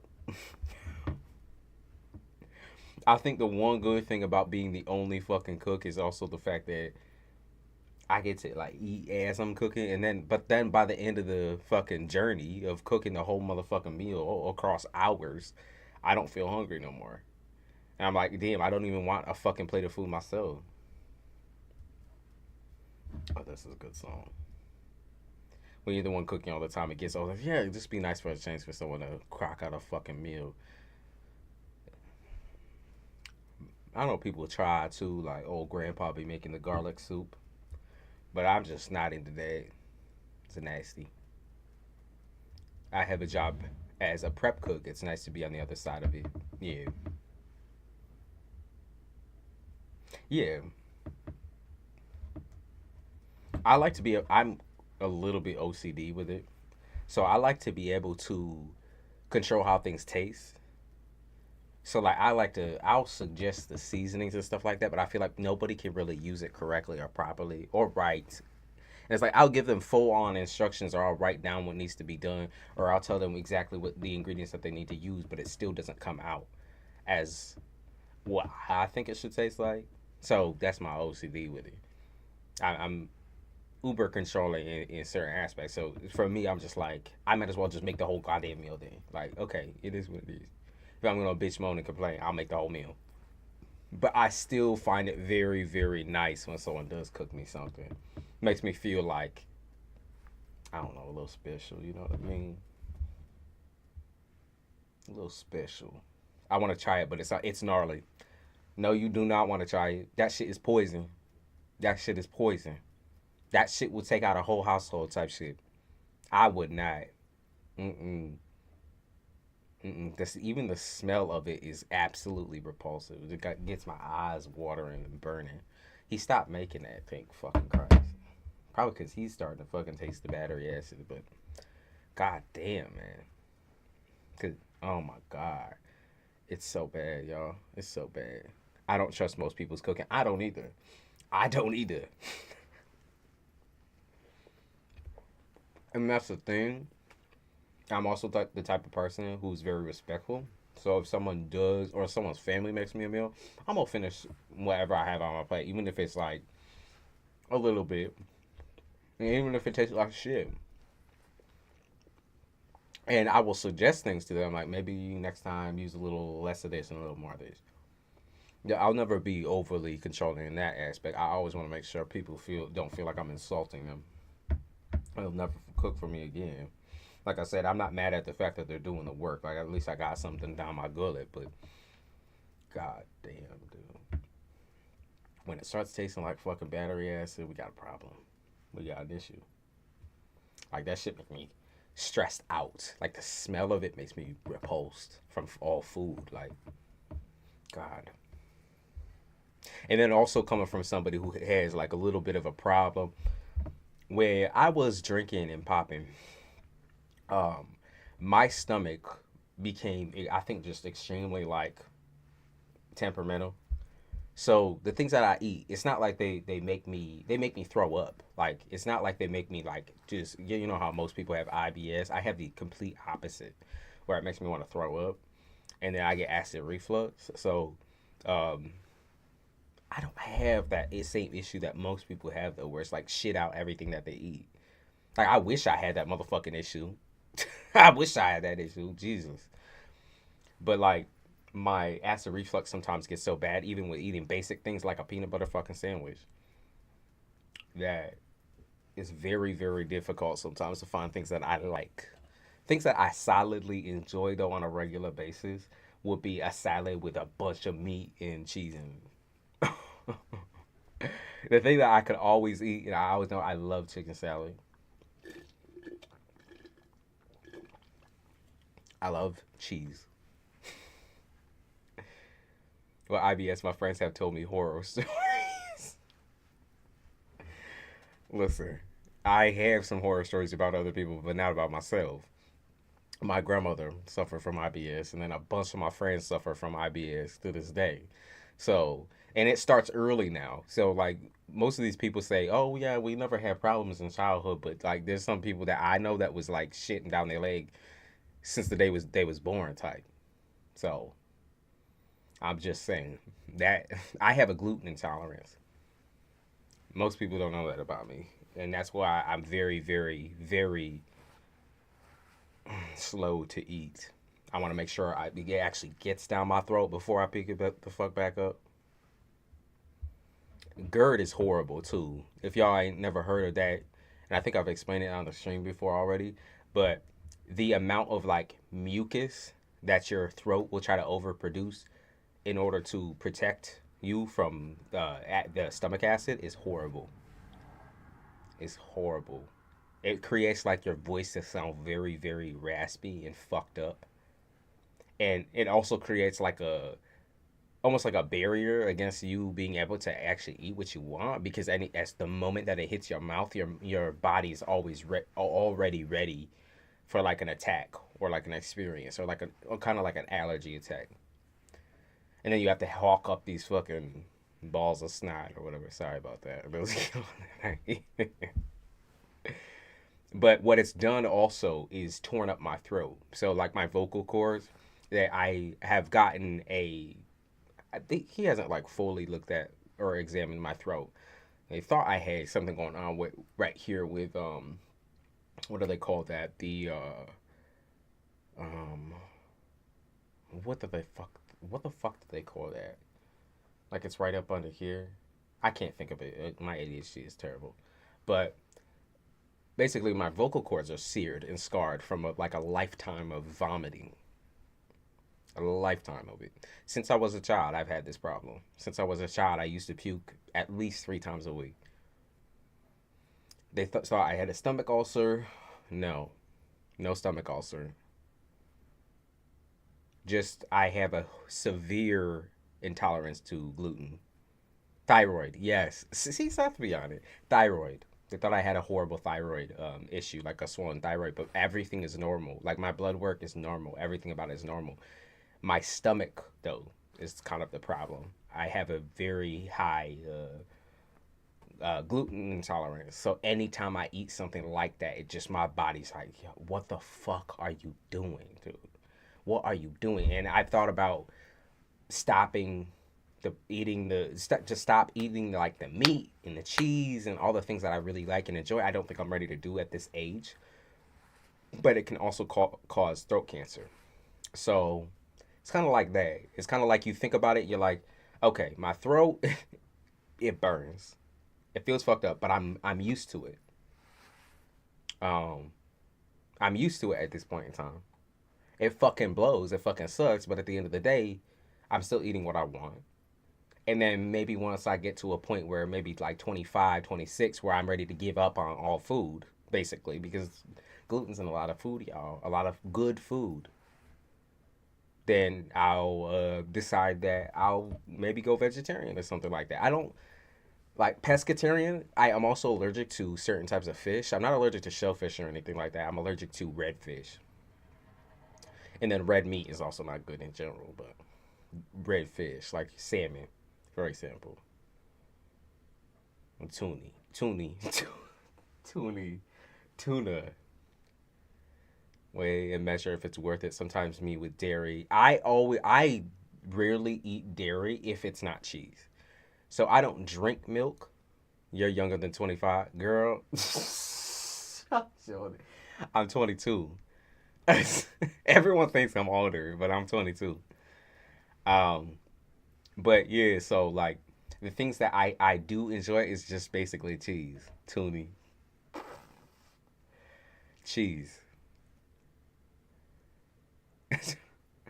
Yeah, red fish is something that attacks me for some whatever reason. And like that, I think I'm just genuinely allergic to because that will actually make my throat swell up a little bit. So I'm 22, girl. Damn. Getting fucking profiled as a 40-year-old and shit. No, I'm used to it. Most people think I'm older. Yeah, that's usually why people say, and I'm like, I know it can't be the fact that I look like an old motherfucker, right? It can't be that. Me neither, but I love cheese. I love ice cream too. That's another thing. Ice cream, I do not have it regularly. I do not have ice cream regularly. But when I do have ice cream, it's just so fucking good. It's like, really, I can't have ice cream once in a month without it fucking attacking me. You said, "Damn, man, I'm 28 and now I feel immature." But keep in mind, there's a reason why I am the way that I am, and it's because the majority of the people that I was raised by couldn't decide on whether they wanted to be immature or mature. So the reason why I have a little bit more maturity than most people is because I was raised by old people as well. Those of you that were raised by grandparents or very old parents, you know what I mean. You know what I mean. It's interesting. I believe in tarot readings. I believe something in me has led me to watch these messages. Thank you. Of course, Bobby. I've had the Ben and Jerry's not dairy. I actually did like it. To me, it just tastes. It just has a really strange texture, and I have problems with texture in general. There's certain things that I like. There's things that I cannot eat, like beans, for example. The texture's off to me. I can't eat beans. There's certain things that cause me like sensory overload, and then it makes me feel disgusted, and I'm just like, oh my god, like this is fucking gross. But like, regardless of how beans taste, I cannot eat beans. And then there's other things as well that kind of like throw me off. But this is why my fucking grandparents thought I was on the spectrum when I was a child. Jesus. But it's majority of it is ADHD. Tried the Cherry Garcia and felt like that was pretty good. I'll try some more. Like I've only had it probably once, and to me it tasted pretty good. I didn't think there was anything off about it, other than the texture was a little weird. Do you get on Discord anymore? Not on live, but I do have a Discord still. And I do have a Discord group still. I just haven't been active in there really at all. There's always sorbet and frozen yogurt. Still gives me horrible heartburn like I'm getting out from this fucking peanut butter jelly sandwich. And from, of course, drinking coffee, y'all. Caffeine, if you all don't know, regardless of what fucking type of caffeine you have, whether it's the coffee or whether it's just normal caffeine, that shit triggers acid reflux like a mug. Oh my god. He said, oh, we can never go on a date if you can't eat beans. It's part of the culture. Listen, that's the one thing, okay? Soy and beans to me is repulsive. And that's the one thing that also keeps me away from being a vegetarian or a vegan. Soy to me is such a nasty fucking texture. Caffeine is acidic, isn't it? Very, very acidic. And it triggers all of those things that you deal with GERD.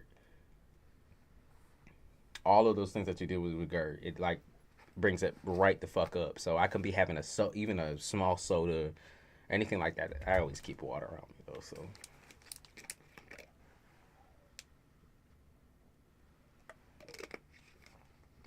I'm still in here with me either. I haven't caught live in over 6 months.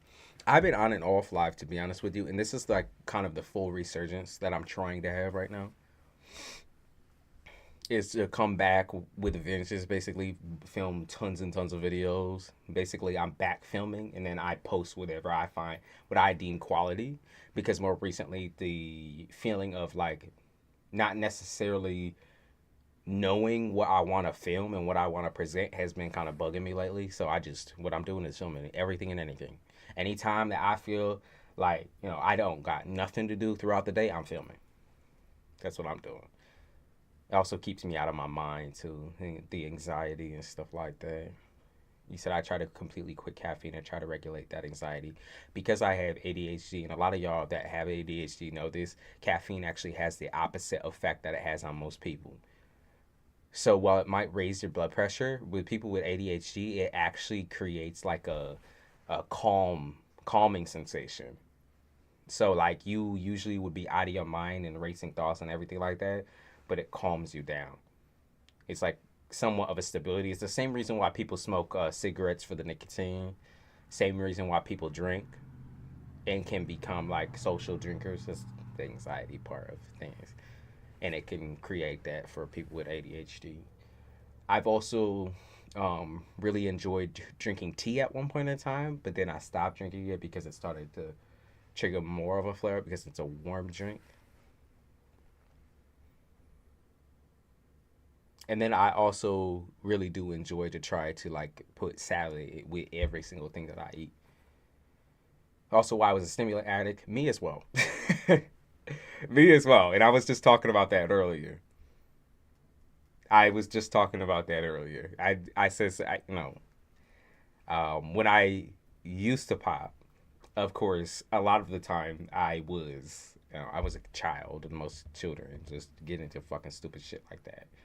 But when I was really bad, like I could not handle myself, I could not control myself. I was doing anything and everything to try to calm down, and usually that led me toward the path of stimulants and addiction. So alcoholism is being especially horrible. For okay, 436 days clean from stimulants. Okay, good job, good job.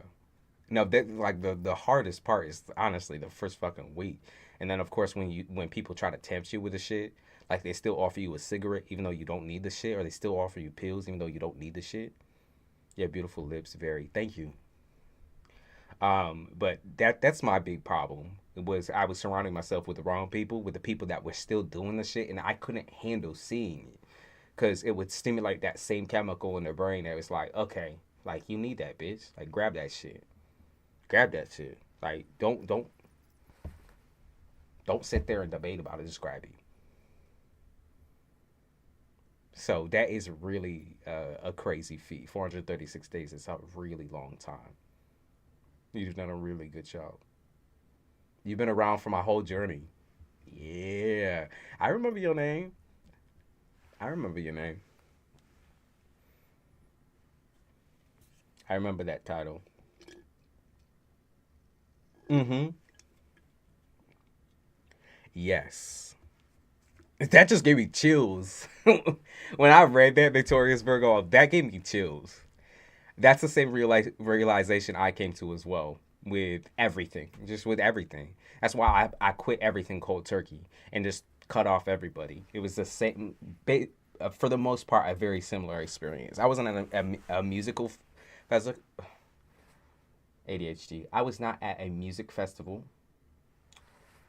but I was around people that I thought had was best for me in their heart. That thought, or I thought that they actually did care about me, but instead of like telling me about the type of character that I was presenting, it was more or less creating drama. Because I'm a very forward person, I'm an honest person. Even when I'm high, I'm incredibly honest, and I can be incredibly mean. I was a really mean bastard. And instead of like telling me that I had a problem, for the most part, they'd ignore the fact that I have a problem and then still complain about me in the background. So I was not dealing with no party, but I was definitely dealing with cretins. Uh, some addicts. What's weird too about it is like, even as a functional addict, there's some people that will still judge you. It's like if because functional addicts see somebody that's kind of like going off hinge, they'll judge you. So like instead of saying like you need help or like you probably should go see somebody or your anger is getting out of control, like, I'm worried about you and I love you and I care for you, they still judge you. It's like you would think they would understand out of everybody that you're suffering. I always thought I was an extrovert, but I'm truly an introvert. I feel that so much. I feel that. I really do. Acceptance is the answer to my problems today, though. I accepted the past wasn't my friend. Drugs are my friend, etc. Absolutely. I feel that. You are absolutely right. None of those things are your friend. If anything, it keeps you around the wrong types of motherfucking people and the wrong types of motherfucking friends, and then creates a fucking complex where you feel like you're never ever enough or never doing enough, whether it's drugs or never doing enough bad, nasty shit. Because I love adrenaline. You're not doing enough shit in order to sustain like a happy or stable life. So you just start doing everything and anything. That's why I never liked, weed and everything like that. It made me feel too relaxed. I never wanted to relax around people. And also it creates trust issues. It creates paranoia.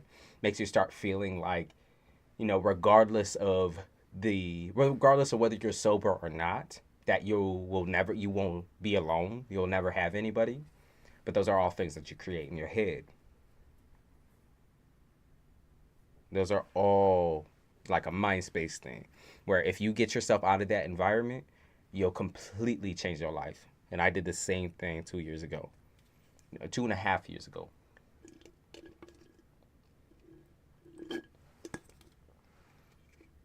Yeah, we out.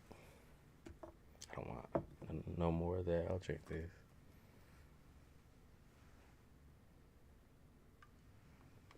I saw a quote that said, before you diagnose yourself with depression, etc., make sure you aren't surrounded by assholes.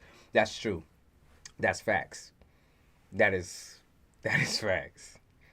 I feel I'm going through my own journey of sobriety. I'm in a transitional home. It's kind of hard with everything around you. It really is.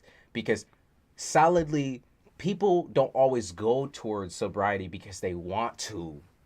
It's because everybody else is saying go. Instead of the people that you love asking whether you're okay, like how are you doing emotionally, they focus too hard on the drugs. Because even though drugs are affecting the mind state, to feel like loved and cared for is that's the reality, And if you love and care for me, you're gonna put me in a program. Obviously, okay, you're gonna put me in a program. You're gonna help me get sober.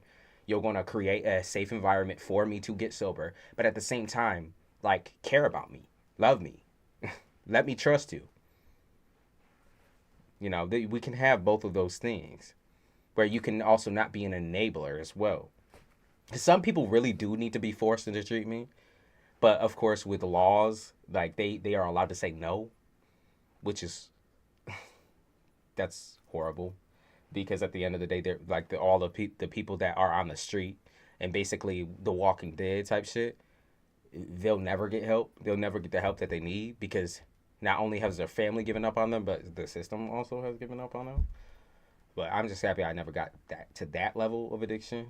But paranoid and delusional was definitely where I was at. Self-worth was shot. I feel that. I feel that too. It took a long time and a lot of facing myself and my issues to get out of it. But man, I feel so good now. I am really, really proud of you for that. He said we have a void we're trying to fill with anything, whether it's drugs, sex, phones, video games, etc. Same here. I had the same problem with sex. I had the same problem with serial relationships. I had the same problem with drugs. It's all an addiction. It's to feel stimulated, to feel engaged, to feel adrenaline, to feel normal. Like what people perceive and talk about as normal is never something I have felt in my whole entire life. And then to try to explain that to someone who thinks that their situation is fucked up, they don't even understand. It's like you can talk to someone who has similar experiences, but then they'll never understand the aspects of addiction, because they have things like, depression, or more like a downward spiral. And while I get depression, it's mania. I get mania. I get like an upward spiral where I start doing crazy shit. Just very aggressive, crazy shit. That's all over the fucking board with shit.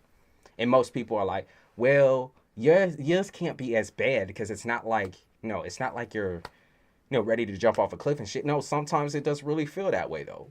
Sometimes it feels like nobody cares about you. And just because you don't really verbally express that and maybe get a little bit more aggressive with people, it doesn't mean that's not how you feeling. Because this self-destruction is basically what you're going through with addiction. It's self-destruction. Even tarot, same shit. Yeah. I get that same feeling when I'm out here. I get that high and that adrenaline of tapping into people's energy, but sometimes that's bad for you. And sometimes you really genuinely do need a break. And that's why vacations are such an important thing. And that's why moving is such an important thing to me, at least personally. Practice celibacy. I'm trying my best to do that as well. It's amazing how clear your energy fields are when you aren't hooking up and exchanging energy like that. Yeah, especially when it's the same type of people, the same type of mindset. They always get you back into that state of mind where you feel like you're not doing enough, or you feel like you're not normal enough, or solid enough, and stable enough for relationships, even friendships. I feel like even doing drugs with people is an energy exchange. It's essentially a trauma bond. It is. You are absolutely 1,000% right. And even though you said, well, I'm 28 and I just realized this shit, that is a feat. You got to understand how much of a success that is in general. The fact that you're saying this and even understand this, because there's a lot of people that are 30, that are 40, that are 50, that are still addicts on the motherfucking street right the fuck now, and they don't get that. There are adults and grown people who are parents who don't get that. So I'm just saying, like, you say 28 is crazy, but no. Like, you are quite young to be understanding that. Because there's really is crazy-ass self-absorbed, self-destructive, narcissistic people out here. So, I'm just saying. Like, any age, I feel like you got to get yourself out of that space. I feel like, in a way, like, a lot of the reason why I got sober wasn't even for myself and wasn't because I wanted better. It was because I was forced to. And so, because I was forced to get sober to take care of somebody that I really cared about, I had to either, it was like a choice in between. I could leave forever and never come back, leave the situation, never show my face, because if I hadn't stayed around for that person, even if that person was kind of, I have a heavy, abusive, neglectful past with that person, I can leave them in the fucking dust, or I can walk away, right? Or I can leave them in the fucking dust, or I can walk away. I can leave them in the dust, or I can stick around and find out and heal the situation and remedy the situation, remedy my heart, because that's really what needed to happen. The only reason why I was able to get sober was for that person, my grandmother. Because even though we had our differences, right, very strong-minded, strong-willed people have their differences. We saw things from completely different directions. I still loved her. I still appreciated her for everything she has done for me. And even to this day, I'm still learning more and more and more based on her ideology of life. But addiction is a hell of a thing, right? When you have somebody who's 80 years old who has or exhibits addiction in front of your face, it's the same type of ideology of when you're around your friends, right? When you're around people who make it okay, right? That shit is heavy. And the things that you see within those people, even at that age, is like that sense of self-worth is completely debilitated, because of their self-worth being low. They also can't give you anything worthwhile. They can't love you in the way that you need to be loved. They'll say they love you for sure, but because they don't love themselves, they can't love you. They just can't. They just can't. So the only reason why I got sober was for that person, because I had to see it through. If I did not see her death through, or her situation through, I would have never changed my mind about her. I would have always kind of hated her or been on the edge of love and hate, right? Because, y'all, what's fucked up too is like when you are getting to the spiral of like mania, if you're bipolar, you have BPD and all those extra things, right? It's like you love and hate everybody that is in your life, because the reason why you are the way that you are is because of them. Like, the reason why you're fucked up. A lot of that is because of them. But if you choose to stay around it, right, that is your choice. That is your fault. That is your problem. That is your problem. is your choices. Your own choices have led you further into the path of being a fucked up piece of shit. And if you aren't ready to change that and change your surroundings, change your environment, then you simply aren't ready to be sober. You simply are not ready for life, even for real life, like actual life. So the love and hate thing is something that I've always really struggled with. Now that I'm at this age, I have been able to tackle it a lot better, and I think a lot of it had to do with my grandmother's death, because at the end of the day, you're blaming someone who's dead for what? You know what I mean? They're dead now. They're released from their trauma. So the least that you can do, even though you're not dead, you know, is forgive yourself as well. Allow those things to happen. Allow yourself to be happy at this stage. So I had to quit living in fear and let go of resentments, and made me want to use to self-destruct. Forgiveness isn't for the other person, it's for us. Yes. And that's something I had to repeat over and over and over again when I was trying to get sober. Started going to therapy. I started doing really terrible in therapy first year, because I just did not trust my therapist. I did not trust anyone at all, not even my family. Very out of pocket. And I learned that, she would tell me to, the path of forgiveness is this. And I never really understood it. It's like, forgive myself for what? It's not my motherfucking fault. And I would say it just like that, like I'm saying now. Forgive myself for what? It's not my fucking fault. But then still, like the subconscious telling you, like, well, you stayed. Well, you did this. Well, you did that. When you're in a codependent, abusive relationship, of course you stay, because that person will continue to reinforce that they love you and tell you that they care about you and try to show you that they care about you, but then the next second fuck you up. That's what happens. Addiction is disgusting. In the people that do eventually get sober, you still deal with the lines of addiction for the rest of your life now. So, you know what I mean? It's the rest of your life. That shit ain't never over. It's never over. That's why I never took pills, and even in therapy, I could not do that to myself. Because I know once I saw out like my level of normal, that I would be okay, at least at this stage. I have had a breakdown for probably, I would say, a full-on breakdown for a year now. And I haven't gone back to drugs even during those breakdowns, but I definitely would exhibit some of those behaviors. But I'd curb it really quickly, really fast. There's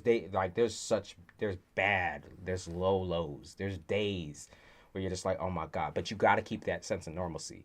Meaning, like, for me, what's really important is exercise. Caffeine is extremely important. Having that caffeine in the fucking morning, the cup of coffee, or my sports supplements, being able to work is extremely important. Having things that you can grasp onto that give you a sense of normalcy, because your life from now on will never be normal. There will never you sought normal through drugs and that experience, but you will never ever feel normal even after getting sober. So that's just something you have to settle with. Your life is fucking strange. It's fucking weird. You are fucking strange and you are fucking weird, and you need to accept that fact that you are always going to be fucked up, right? You might heal. You might feel like you're healing and then go right back to the same motherfucking behavior. But you train and teach yourself not to. You maintain normalcy for yourself. That is your responsibility, not anyone else's responsibility. It was when you were a child, it was when you were a teenager, and it was when you were a very young adult, but not anymore. You know what I mean? You should love yourself better than you love all those motherfuckers.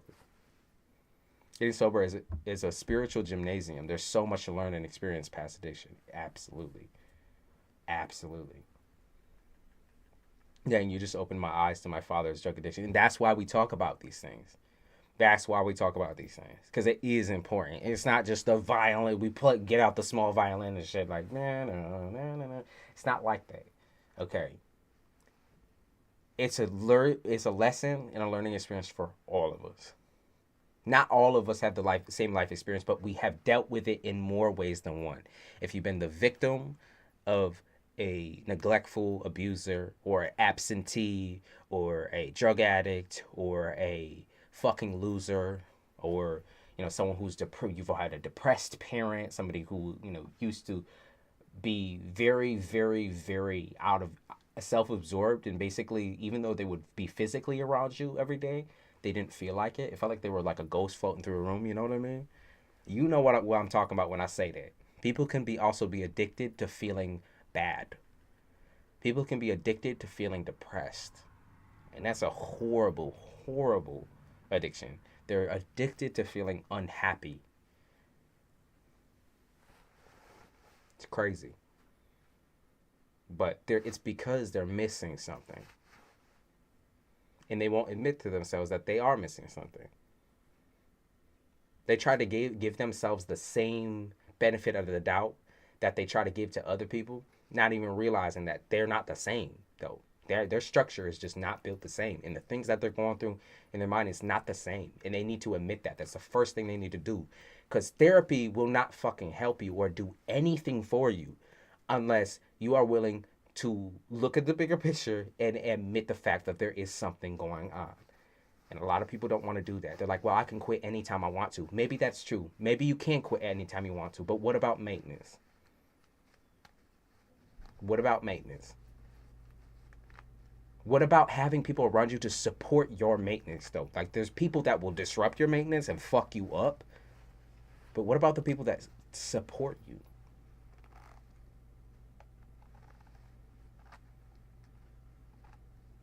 What about the people that actually, like, care about whether you live or breathe? That's the thing. So I lost a friend last October because she drank herself to death. Had to talk to her on her damn deathbed. It was super sad to watch, man. I'm sorry to hear that. It's so horrible. And, like, I had to deal with that as well in 2021, December 2021. Horrible way to go is to drink yourself to death, or to figure out that you have a fucking terminal illness because of something that you used in the beginning as a coping mechanism, but then it became something much more serious. And when your body's sick, you try to suppress it with the same thing that had caused the shit. That's why I quit smoking cigarettes as well. I realized that even though I could go through a whole pack in a night, right? And I realized that there's something that I also picked up from my grandmother, something I also picked up from my family. We all have pretty bad addictions. Or at least we have the capability. We're very, very highly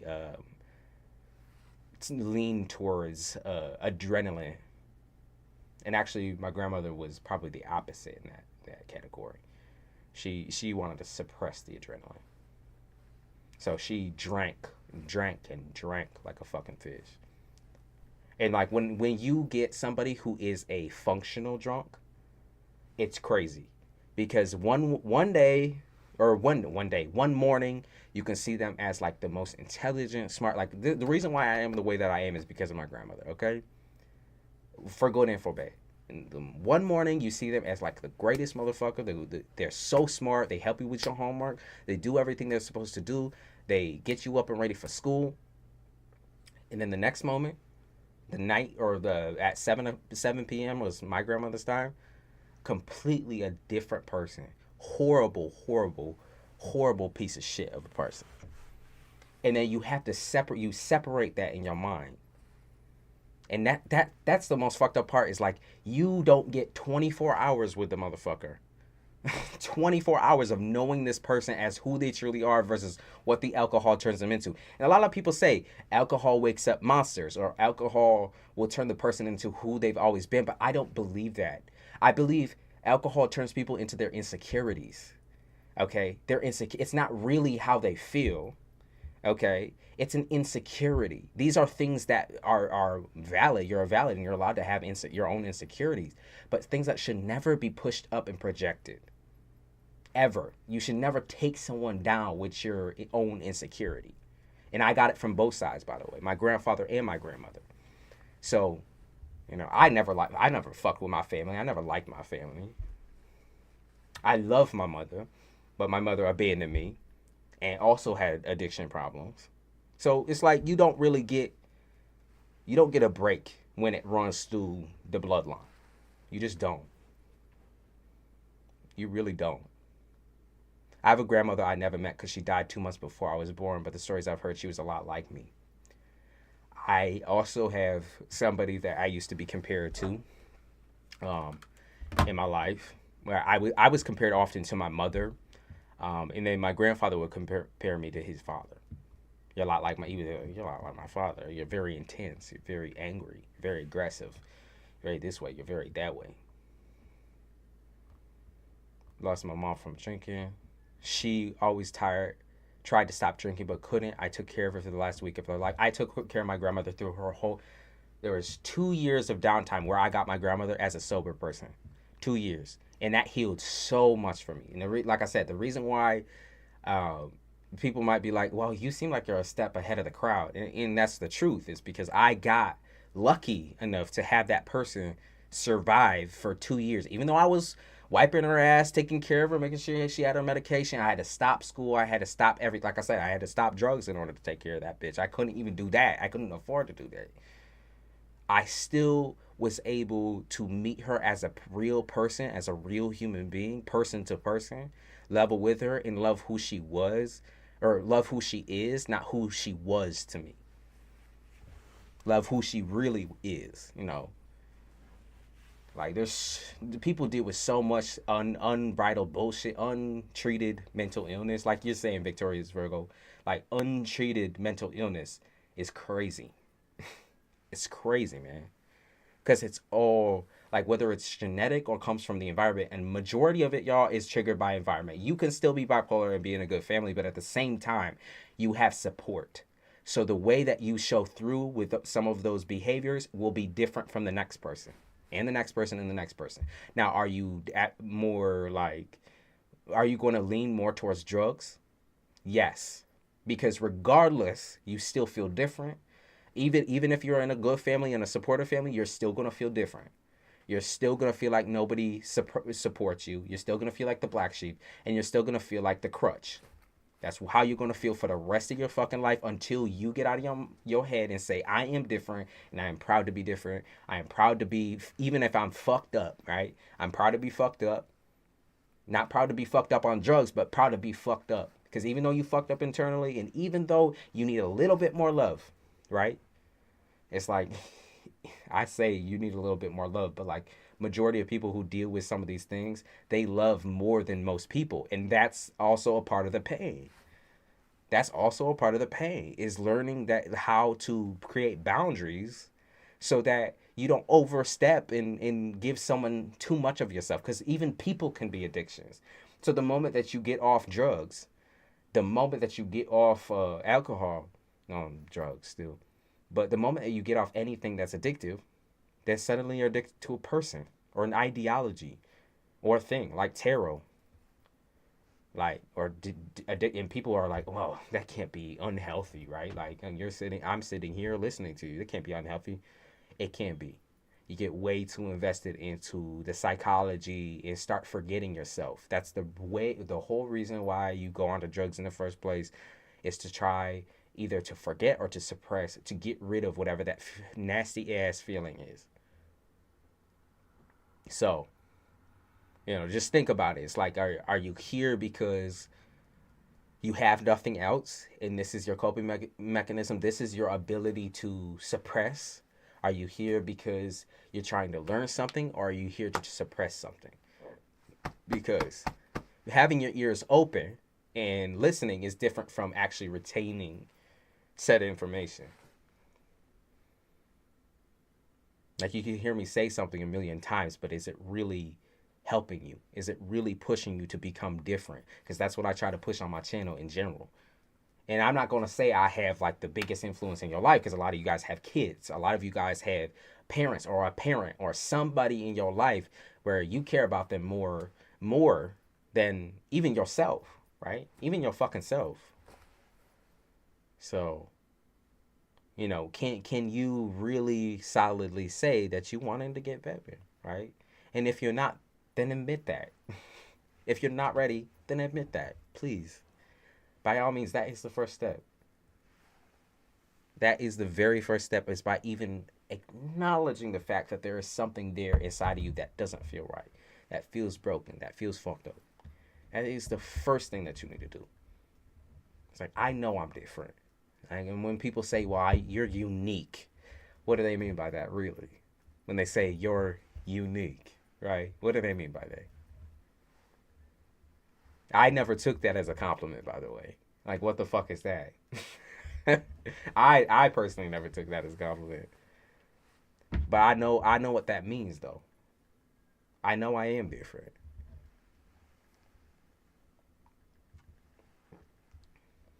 But I also know that there's a lot of people out there who feel like me. So that's why I'm never judgmental when I'm on here, y'all. I know there's a lot of people out here who feel like me. Even though they might not have the exact same background, they might not look like me, they might not, express the same way I do, but they feel like me. Both my parents were drinkers. I don't drink. I didn't want to put my kids through what I had to deal with when they drank. I felt the same exact way before and after. As still to this day, I still feel the same way as well. I will, when I have children, right? When I find a woman who I feel like is solid enough, because I keep still running into addicts or running into people who have very low self-worth and are not willing to work on it, which is fine. And I wish them happiness and I wish them good luck. But when I find a woman who I feel like is solid enough to trust to have my children, then that's kind of when I'm gonna be like, that's that mode of like complete. I'm already in parent mode half the time, just because I've always taken care of people regardless of what I had or did not have. But like, that's gonna be the moment where I'm like really scared and really checking myself on my shit. I'm gonna make sure I have absolutely nothing standing in my way from being a parent. I just don't want to be a parent this early. And that's also a really big fear. So, and I have pets, I have animals. These are things that I unconsciously or subconsciously do in order to compensate for that feeling of having to take care of somebody, because I want to so bad, right? I want to so bad. So I have a bunch of pets. I have a bunch of cats, right? And then I have family members that I still to this day I try to take care of, try to hear and listen to. I try to change my opinions of them, and I also try to love them and help them regardless of what they've done.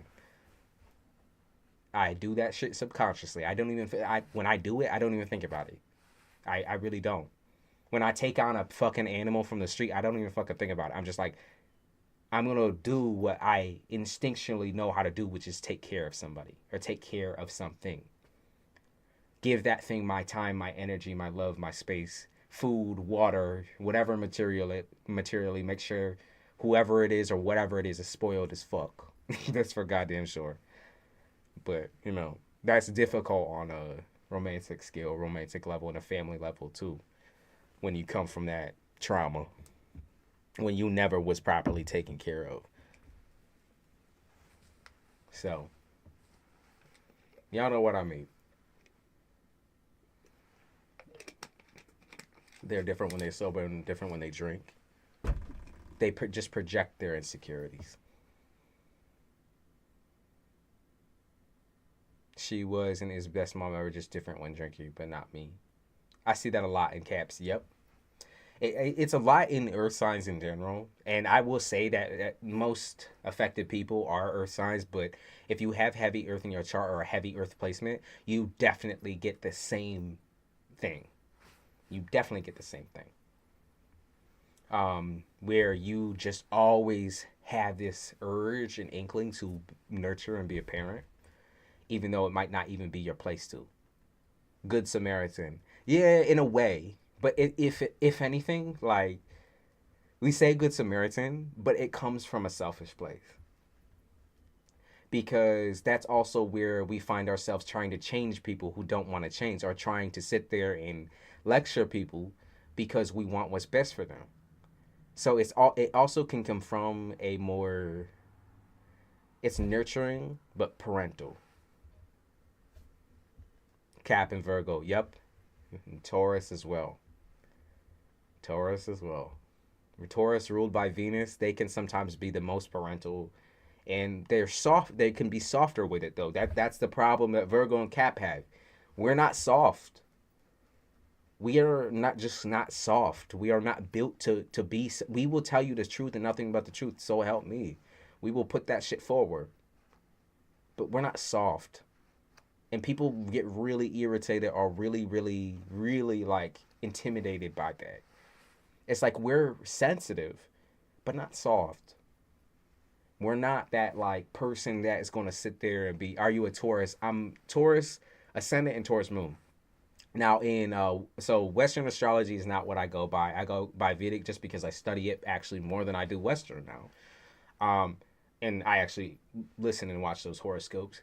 Capricorn, Taurus, Taurus. That's what I deal with. Virgo, Libra, and Sag. I've been seeing a Taurus. He's definitely protective. Oh, for the most part, Tauruses can be the most loving, and like that's that person where like on the back burner, even if y'all did not fuck with each other, did not get along, if you said that you was in the hospital, if you said that you was hurting, or you said someone's going to hurt you, that person would show up. Like, Tauruses cannot help but to be loving. I'm gonna be real with you. Like, that is what it is. Like, you say I'm at the hospital right now, like I'm on dialysis or whatever. Someone calls the phone and like, oh my God, this person's not. Taurus will show up. Taurus will show up. Pettiness is not the frontal. That's not like what they think of on the front of their mind. Pettiness is not the front of their mind at all. Capricorn and Virgo a little bit different. But that's because we take spite and we take we're not forgiving. And our anger is just way too much. Like, as a Capricorn, I can be very, very chill, very calm. And then once I get to my threshold, and my threshold can be very large for some people and other times very, very small for others. Like, my very short-circuited, where my shit is just like, it like snips in, or like zips in, and I'm just like very mean. Or I feel like being very mean, but I can control it now.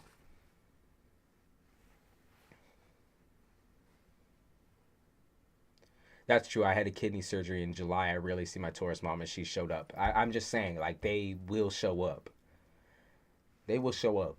He showed up at a real hard time. I called him crying, and don't just do that, but he showed up and had my back because that's who they are, though. That's true. What you're seeing is not someone who's just trying to suck your dick for some change. You know what I mean? They're not trying to be there to get something from you. They come to you in your lowest of. I'm sure that there's Tauruses that do that.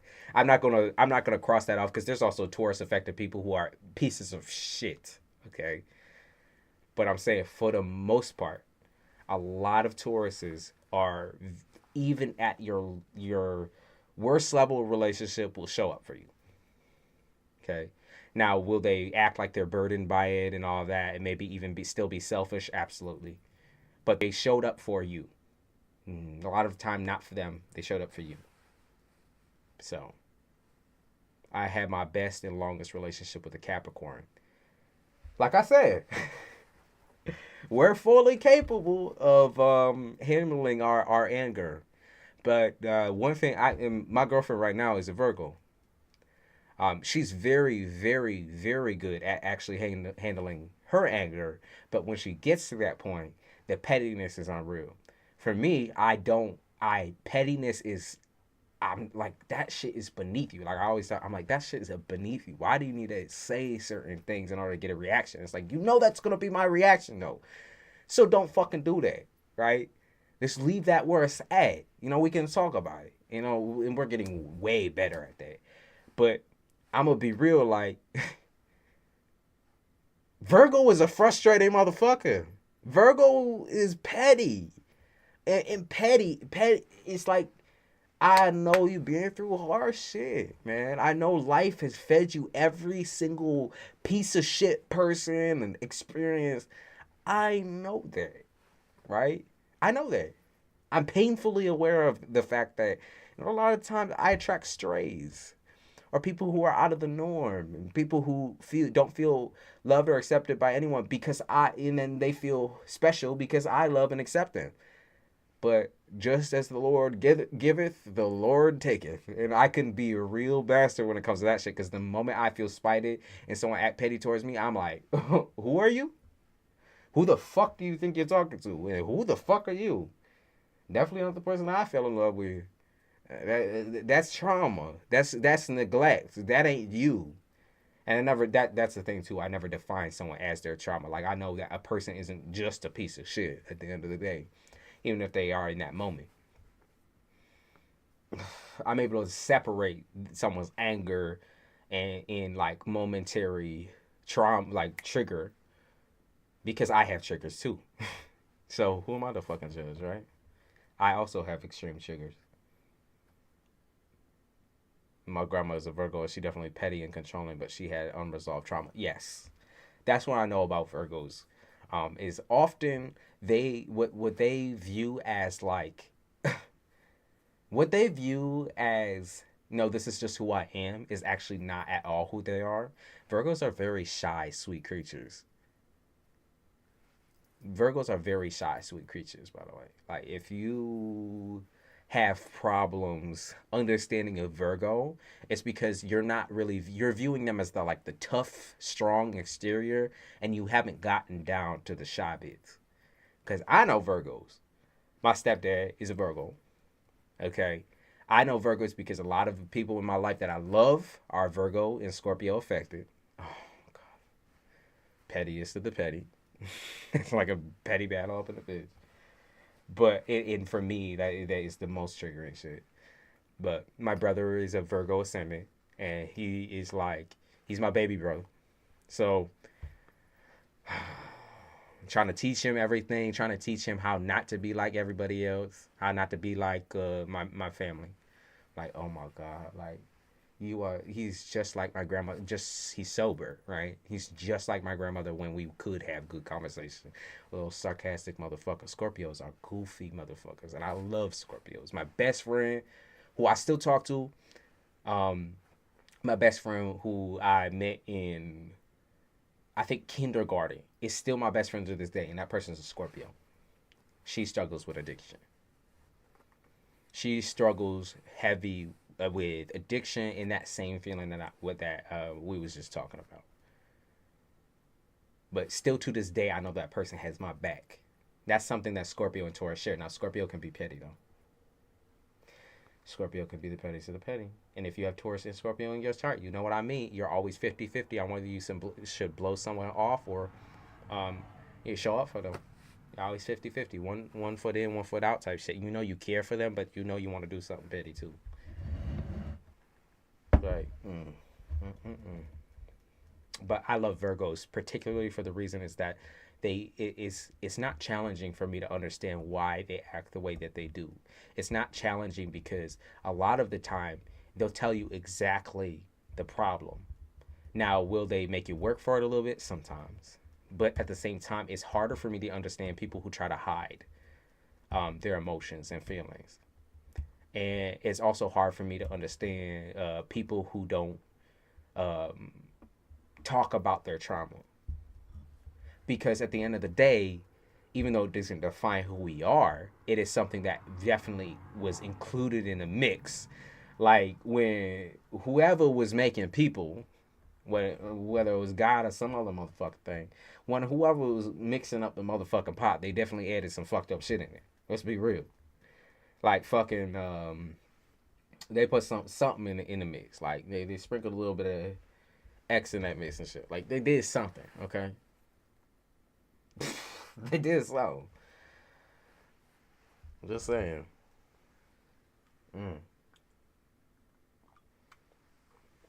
Little fucked up shit. Just saying. Goddamn.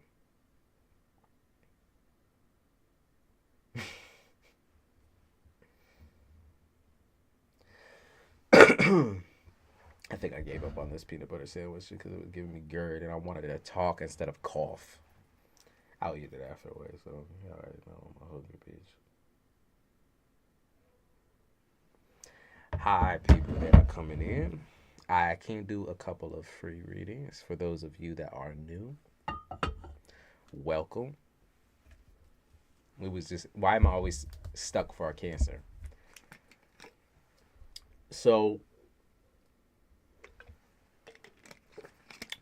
Cancers are very addictive. That's why.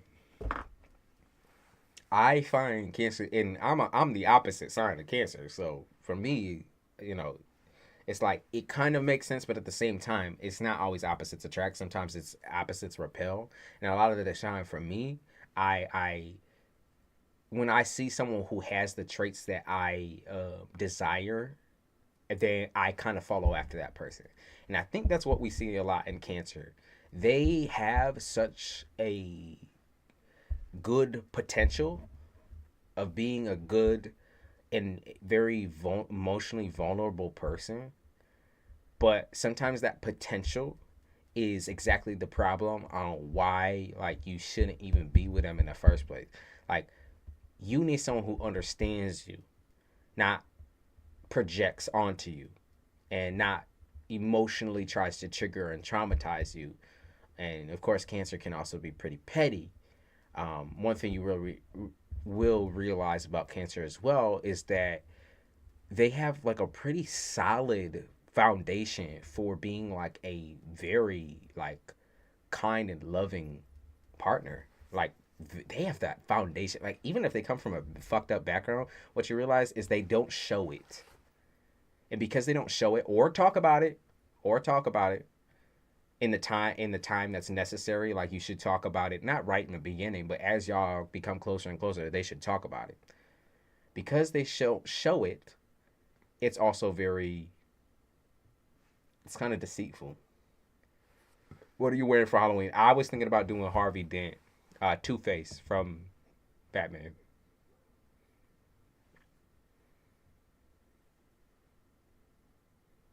Lies, you know what I mean. You know what I'm saying is true. And also, Cancers are very, very sweet, funny people. It's hard not to like them. It's very hard not to at least, befriend them in a way, because you know that person could become a pretty long-term friend if they don't ghost you. Going as Iron Man, really? Damn, you doing Iron Man, the opposite side. Are you gonna make a Halloween stream again? I think so. If not directly on Halloween, I'm gonna try to do a stream either right before or right after Halloween, because I do have some plans. But I feel like I'll probably be on for Halloween, at least in the morning. No, we evil. You're not evil. You think evil thoughts because you get pissed at people, but you're not evil. And a lot of Cancers are like bordering the level of insane that is very unhealthy for a relationship or connection. They border a level of paranoia that can be very unhealthy. Like, think about Hannibal Lecter.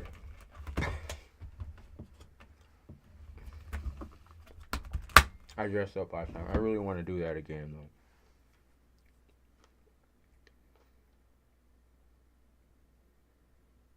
Because they're very, very emotionally intelligent and abusive at times, depending on what type of Cancer you deal with. These blueberries, we evil. You can't be. You really can't be. But that's why I've always fucked with Cancers, because I can be evil as a motherfucker too. But I'm just very outwardly evil. Like, when I'm trying to hurt somebody, I'm not gonna do the underdog shit. I'm gonna do right at the top of their fucking forehead. A Playboy bunny or Cupid? Come on now. Come on now.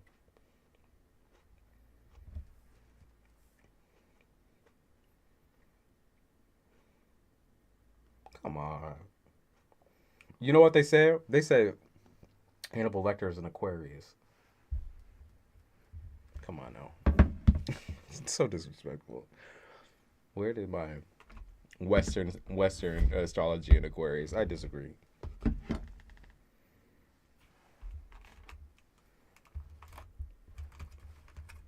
They said Aquarius Sun with a Scorpio one. Maybe. I don't think so though. I think he'd be more like a definitely more a Cancer affected person. If I send you a cash for a general, are you down to do it with? Yes, I can. I'm energetic right now, y'all. I might be kind of veering off, but I am here.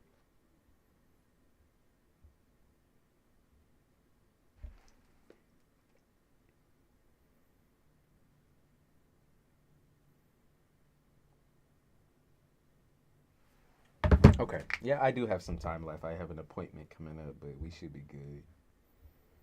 We should be all right.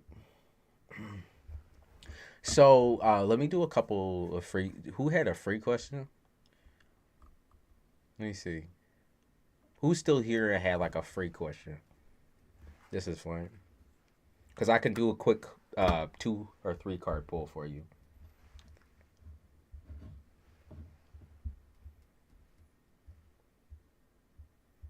Probably do 2 of those and then hey now. Do a general for you. And then I'll probably have both. But I do got some time. I just like to run my mouth.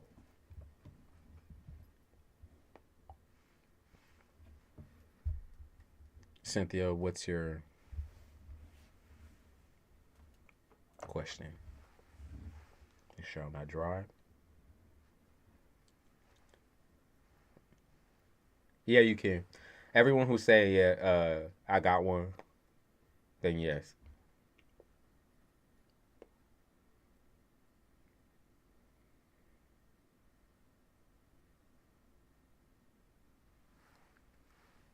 Hopefully I didn't get no peanut butter on my lip.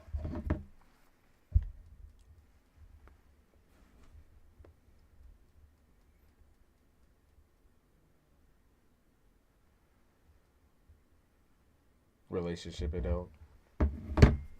Yeah, both of y'all. I can do one. Quick card pull for you. Relationship.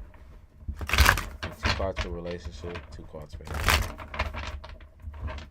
Two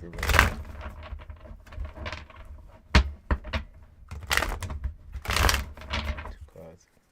Relationship. 2 cards for him.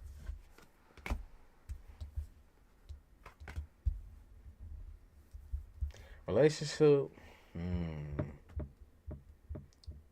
You're giving but not getting enough.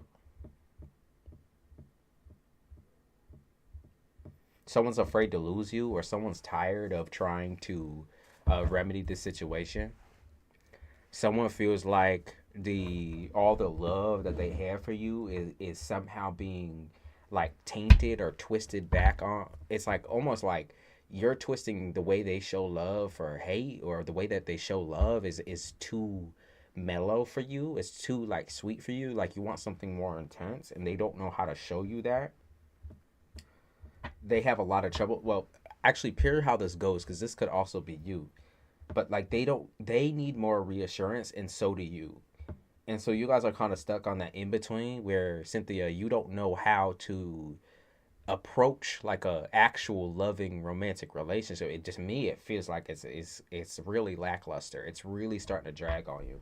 It's really starting to make you feel like you're not good enough, and I feel like he feels the same thing, or your person feels the same thing.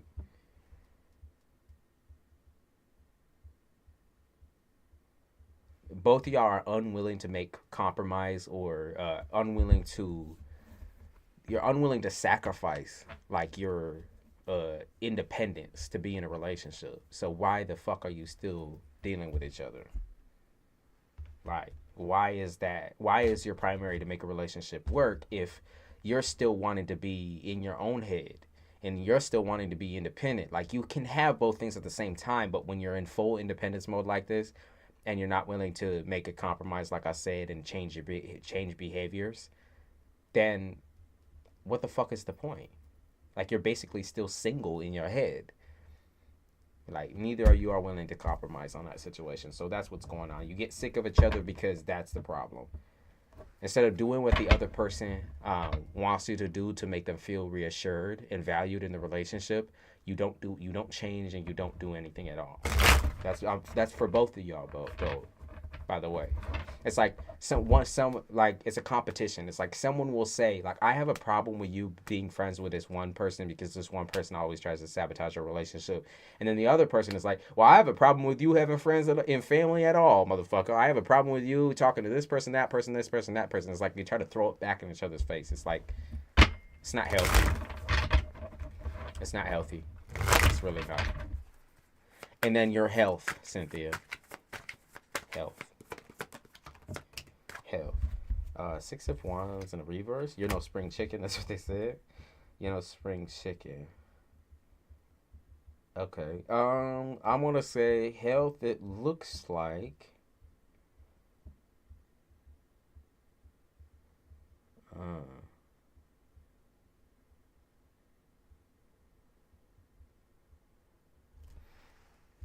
Health is a more difficult topic because I feel like there's somebody else in your life who's struggling with health right now as well, not only just you. Maybe you feel responsible for taking care of them, or you feel very responsible for this person. You're just trying to make sure that you balance your health and their health at the same time, but I feel like that's not really working for you. There might be a chance where you might have to let someone to take over, or you might have to have someone take care of you. Maybe there's something that you need that's going to require like a certain amount of time for somebody to take care of you, or get shit done. Maybe you want to go on a vacation as well, or you want to travel or leave your situation. Um, you want to you need someone to watch you, or someone you need to watch someone, or it's something of that nature where someone needs to watch something while you're gone. Like, I'm gonna say that whatever it is has kind of put you in a really tight position, financially and emotionally, because you don't feel like you can trust somebody to take care of you. You've always been taking care of other people, Cynthia, so it's really difficult and hard. Um, so I'm gonna say the Emperor in reverse. Wands. Putting forward the money is also difficult, but I do feel like you're going to find a way around this. There's going to be family, like, okay, so there's family, and I know there's someone that you don't necessarily like having to ask for help, but you know they can help you with the financial aspect, or at least with taking care of somebody. So you're going to ask anyways, and I think that's going to actually that's going to be in your favor. I would do that because they talk about stabbing pains. So they did say, like, it's going to help you if you do ask this person, even though you really don't want to have to ask them, and you really don't want to have to share this burden with anybody but yourself. They say that it's good to ask for help in this moment of time. It's good to get over your pride, because this is something you genuinely need. Like, you need help. Okay, especially financially, you need help right now. Just so that you can get some time to your fucking self and get this person the help that they need, and get yourself the help that you need too. So that's the only way. You're gonna have to make a compromise and be like, I really don't fuck with this person. I really don't like this person, but I know they pull through on a financial level. I know they would give me what I need if I needed. So that's what you're dealing with. Relationship and career. What's coming in relationship and career? Currently single and want to work on this way. Okay, let's see. Let's see. The real Summer J. And yes, Seth, I saw you. You can have J.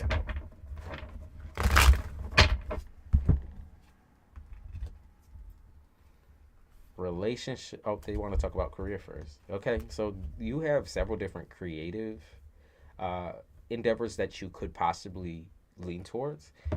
Maybe they talk about like hair and makeup for you, but I think it's very impertinent to like the face. Um, Maybe there's something that you can possibly get like certified in or start doing.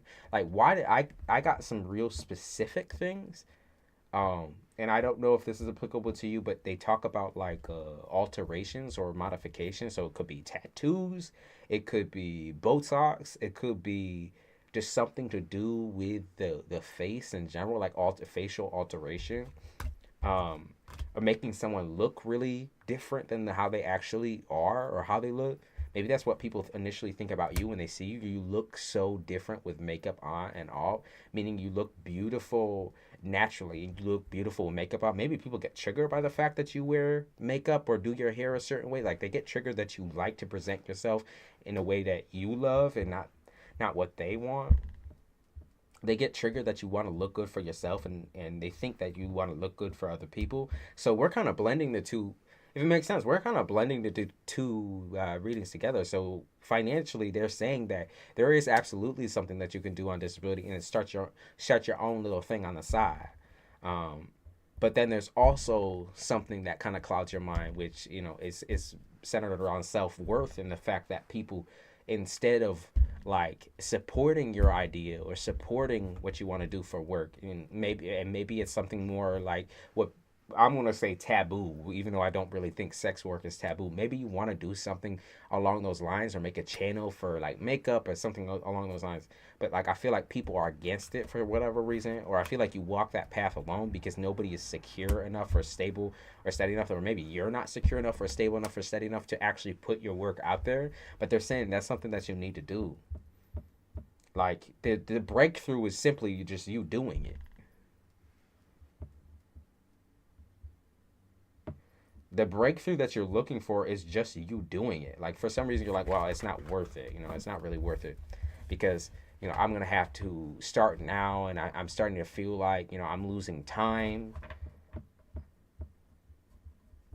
or it's gonna take so much money or investments. I would do it. Yeah, because like you have only, so they talk about you only having really the clothes on your back type shit. That's what they say, right? You riddle me this, right? You only have the clothes on your back, but how are you able to look so good? How are you able to look so good? He's like, well, because I'm not a dusty, crusty bitch. But you realize a lot of people who don't only have the clothes on their back look like a dusty, crusty bitch. It's like you make people feel good even by being around them. In that respect, it's like you make people with similar ailments or similar problems feel good. Do you realize that? Like, you would make people feel good.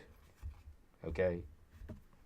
So maybe they're talking about being a like TikToker or some type of influencer, that nature. You're like, well, I want to deal with something involving like serious psychological things or things to help other people, help with depression and help with this and help with that, be a safe space for people. You absolutely could do that by doing something that you love. Like I said, I just feel like it's something to do with physical beauty because they keep showing me faces, all of these cards that look real pretty, real pretty. You're so scared of judgment, though. You're so scared, like, because you know that you struggle with your self-worth and you don't feel strong all the time, or you don't feel like you can do it all the time. So don't do it all the time. Okay? If you're scared, like, film every once in a while. Don't do it. Do it whenever you feel like it. Don't force yourself and feel like you're obligated to. Because this would just be a side quest, like a side journey. Do whatever and whenever you fucking feel like it. Like that's the thing. No pressure. Yeah, like you compare yourself to other people, you beat yourself down. It's the same with relationships. Why do you feel so pressured to get with someone right this fucking second? You're a hopeless romantic, right? But you're not that hopeless. Okay? You're not like hopeless to the point where you're just gonna accept and roll over for anybody and anything. You have standards for yourself. So stop dancing around the idea of relationships until you get yourself right in your head and you get your self-worth up, because that's what really matters. Is your self-worth. Is being able to have a healthy hobby, being able to affect people in a positive way. Like I say, it's all in your inner and outer beauty. The things that I see affect people online, especially if you're trying to lean towards being more of a influencer, is that people get in their own heads. Okay, they allow little comments to slide under their skin and they get in their head because they feel attacked or they feel like someone is mischaracterizing them. But these people don't know your true character. They only know what you tell them. So don't worry about it. You know what I mean? And I know that's easier said than done, but like I said, there's something that you do that I feel like would be so you got to realize like when you can like maybe it's like SFX or something like that, when you can make your face and transfer like almost like you have this idea in your head, right? And it's just on your head, not even really on paper, and you could just like print that shit on your face. That's why I feel like it is, or like you could just print that idea. I don't know what it is. It's like so specific. Summer, it's so specific. Like there's something that you do where like you get this idea in your head. It's almost like you have good memory or something like that, or maybe it's something about your memory. Um, like maybe you have goldfish memory, but then when you deal with that one creative thing that you actually love and enjoy doing for yourself, it's like your memory becomes impeccable. Like I don't know, it's something like that. It's something weird and strange, but it's so good, whatever you do. It just, damn, could even be art. You know what I mean? It is an art form. Whatever it is an art form. And it's something you're incredibly passionate about, but I think most people don't even really know that about you. It's like you're passionate about it, but most people don't even know that about you. Does that make sense? Does that make sense for you?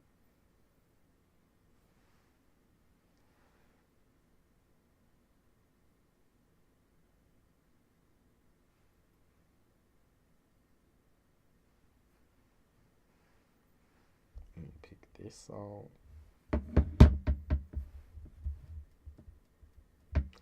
And then Seth, I'll get a general out for you. But romance is going the same way for you because you feel obligated to get in a romantic connection that doesn't suit your needs or your wants. You don't even know what you need or want on like a personal independent level. So first, figure that out for yourself because you can't keep dancing around the idea of having a partner when you're not even like a partner to yourself yet necessarily. You still have work to do for yourself. And that's why you keep introducing yourself to really, like I would say, toxic people. It's not because you are toxic and that's starting to be what you kind of think. You're like, well, I must be a horrible bitch if I'm dealing with this type of motherfucker. Like, that's not true. That's just not true. It's not the fact that you. It's not the fact that you are a terrible person. It's the fact that you think you're a terrible person.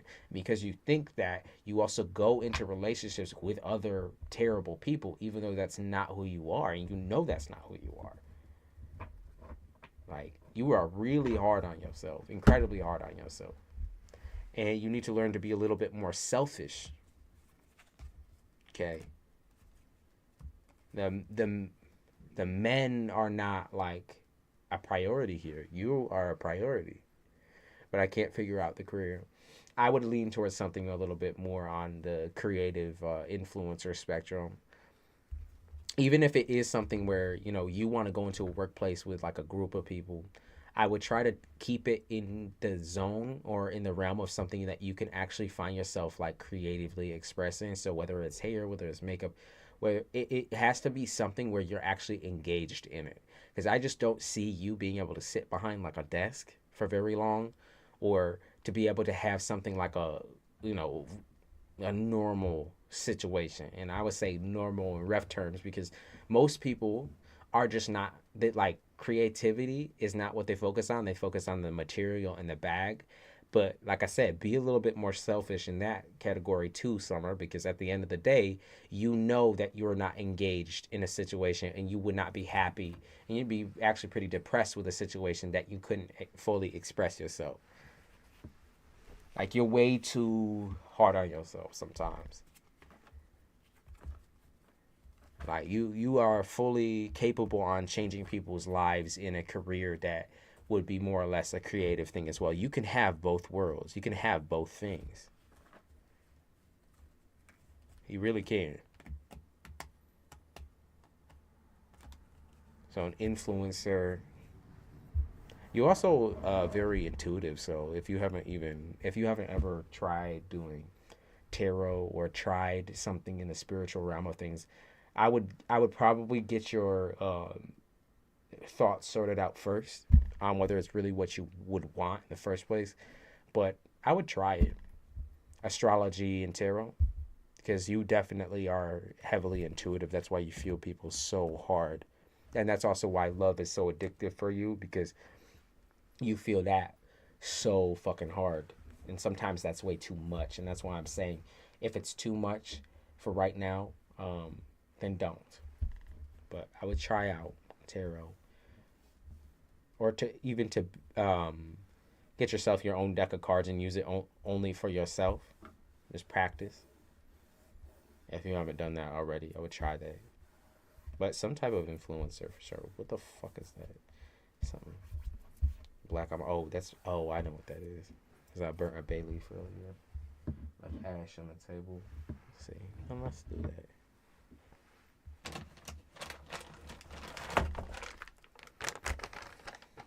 How we the world.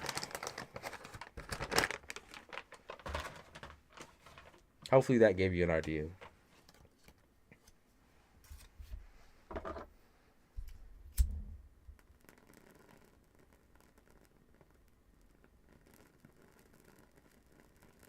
But somewhere I see you be like, well, I'm too smart for this. Like most dumb bitches do cosmetology, or most dumb bitches do this and this and that. Like I'm way too smart for this. Like I feel like my brain can't even, you know.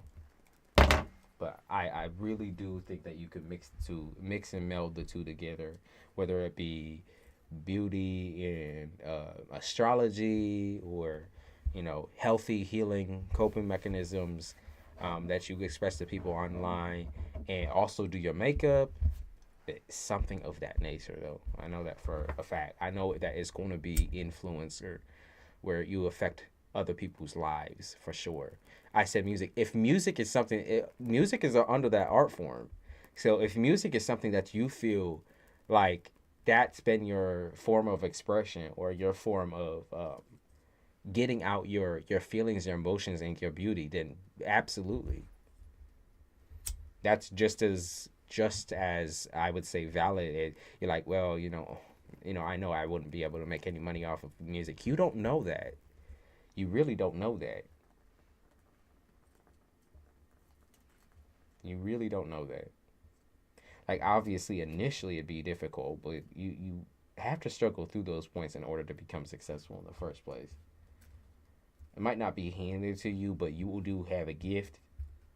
Because like I said, whatever the art form is, there's something that they talk about with like being able to use your voice in order to promote yourself and put yourself forward. Like you almost, it's like you're not really selling a product, but you are the product. You know what I mean? So maybe using like your voice on different tracks and that sort of thing. You know how a bunch of rappers have a bunch of ad libs and shit. Maybe using your voice on tracks, or working with people in that way, in that direction. But it's something also about your beauty that will come forward too. All right, Seth. Gotta stop dealing. You gotta stop dealing with a man that give you all them false promises and shit. I'm gonna take care of you. I'm gonna do this. I'm gonna do that. Or maybe it's friends. I'm gonna take care of you. I'm gonna do this. I'm gonna do that. We gonna live together. We gonna do this. We gonna do that. It's all bullshit. Like they tell you sweet things, and they don't mean it. They really don't. Like, I'm gonna get you pregnant. I'm gonna do this. I'm gonna stop killing those motherfuckers, dude. Like they don't know what the fuck they talking about. All right, Seth. In general, let me turn this down real quick.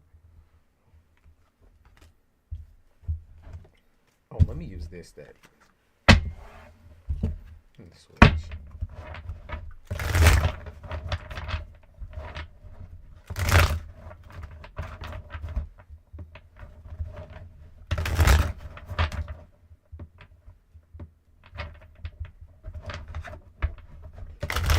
Something about your attitude has changed. Maybe your attitude towards someone, or maybe something about someone else's attitude has changed towards you.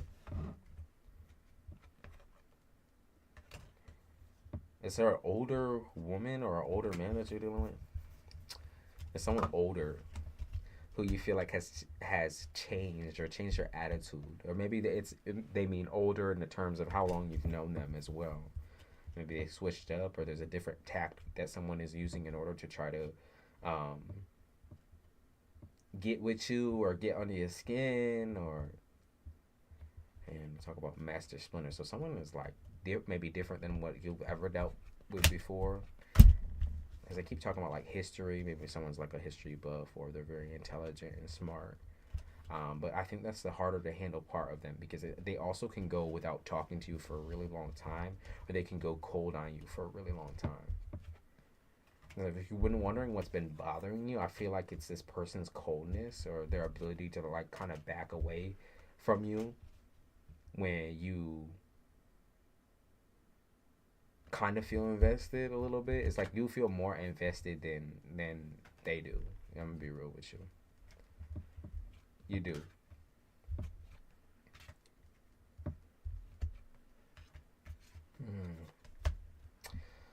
I just want to feel like someone just wants to like smoke or fucking fuck off type shit. Smoke and fuck off. Something of that nature. I don't know. It's something to me is like a one and done. Like I feel like that's what someone wants, but you keep getting confused because they're like, okay, wait, but you're showing me this, you're giving me this. It's like they want the best of both worlds. They don't want just one thing from you. Sorry about that, y'all. Grandfather is annoying. So you'll hear that in the background. Hopefully it's not too loud, but I'm getting off after I do hear that anyway. Also, there's another challenge too with you kind of suppressing your feelings about this person, because I think you're scared to tell them, and you're scared it's gonna scare them off or something of that nature. I'm gonna say that whatever it is, you have to be careful with yourself, because you will say that you don't have feelings and you don't have emotions and you're not invested, you're not attracted to someone, you're not wanting to deal with someone in a serious way, but then you'll have serious conversations with them.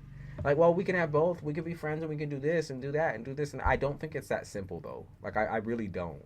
Unfortunately, because people around you are not emotionally mature enough or empathetic enough, or they don't know where boundaries are. I think a lot of the time you might think that it's healthy to be able to vent and to talk to your friends like this, but I don't think it is. I really don't. Like, this is not things that you should be talking to someone that where you don't find them like romantically attractive, but you're still able to kind of dive down that route of things, still able to talk to them like that. It's like you're allowed to be free with your expression and free with the way you talk to somebody, but once it starts getting into the lane of emotions, you have to keep that boundary and barrier in order to stay friends, in order to not cross the boundary, right? You cross over a lot. Like, people, that's why people are unable to be, polyamorous and that, because it's very difficult and hard for them to even create that boundary in their head, in their mind. Now, I feel like that's what's been happening to you lately. Romantically, it looks like everything's all over the fucking place. It's like, well, I can love my friends too, I can do this, I can do that, but once you start feeling hurt, once you start actually getting hurt, it's not about rejection level, it's about like literally feeling hurt over something someone says to you, or something someone is expressing to you. Maybe they have feelings for somebody else. Like, you gotta wake up there. Like, you're allowed to be salty about it and everything like that, because obviously it's not you, but at the end of the day, don't start getting tied up where you're still dealing with this person in a sexual or verbal manner, and it's hard to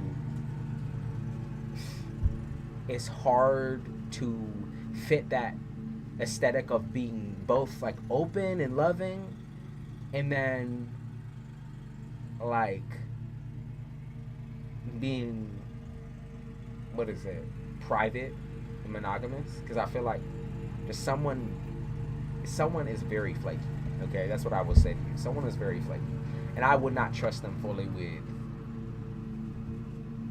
with yourself at all. Actually, I know you have feelings there, and I don't want to ignore that, right? Because those are your feelings, and obviously I think you've already maybe expressed to this person, you kind of told this person that you are trying to change certain things about yourself. So maybe you're both not ready. Um, but I think I think I'm gonna say that this person doesn't really have that type of emotion towards you, like that love type. I'm gonna say that they're confused about it because they don't know.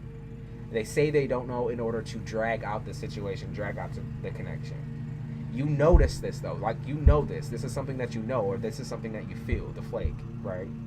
That's something you know. They've been acting different, acting strange, or acting out of character.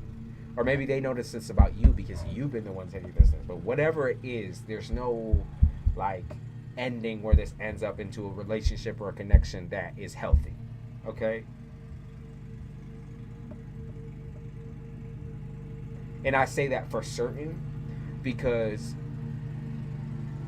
you're the type of person where like you can be extra forgiving and extra loving to a person who possibly, you know, may or may not, they may not really like deserve that, if I'm being honest with you.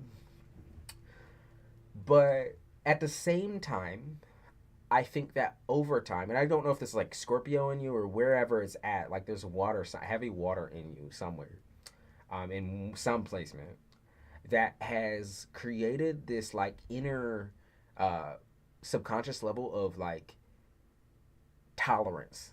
So you'll say you can tolerate certain things, but it will eat away at you like slowly through time, and then that will be like the collapse of all of your emotions for a person.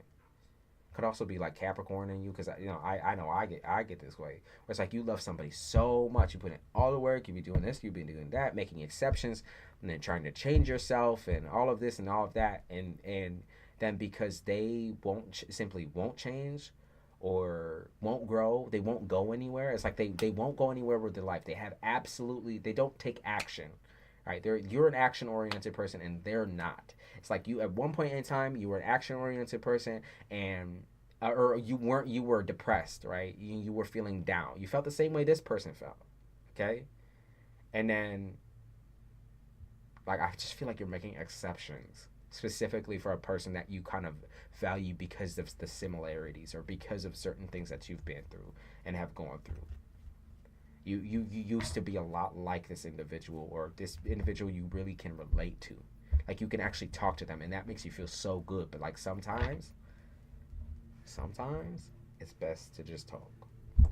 I'm saying once you learn that other side of a person when it comes to romance, I don't know, you say you're pretty outspoken now, so I'm gonna trust you on that. I will trust you on that. But I'm just saying, make exceptions sometimes that we should not make because of similarities and because of things you see in that person that you saw in yourself once. You sympathize, you empathize, and you love. That is the type of person you are. But that's where I see things taking a turn. And it's not because of you. Okay? It's not because your feelings have changed, by the way. It's because this person, you're starting to learn that, like, this person isn't who you thought they were. You fall in love with the aspect of a person. You didn't fall in love with the whole. That's what you start to realize.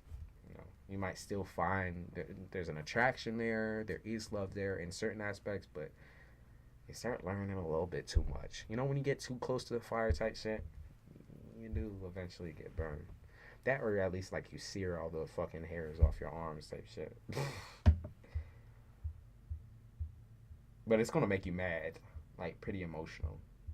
That's what they say. It's gonna shake you up pretty good. But I think it's gonna give you that adrenaline back for wanting to explore yourself and find yourself again.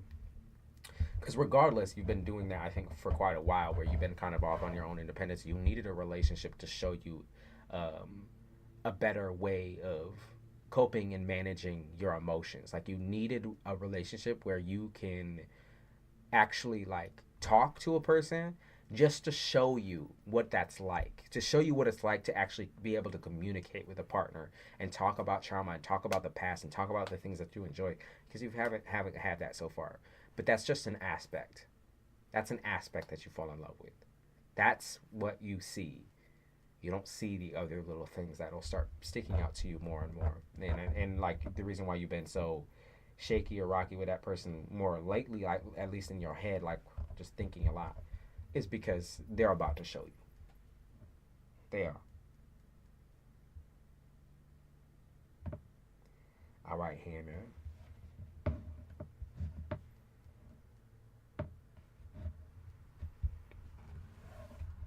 Hannah, are you ready?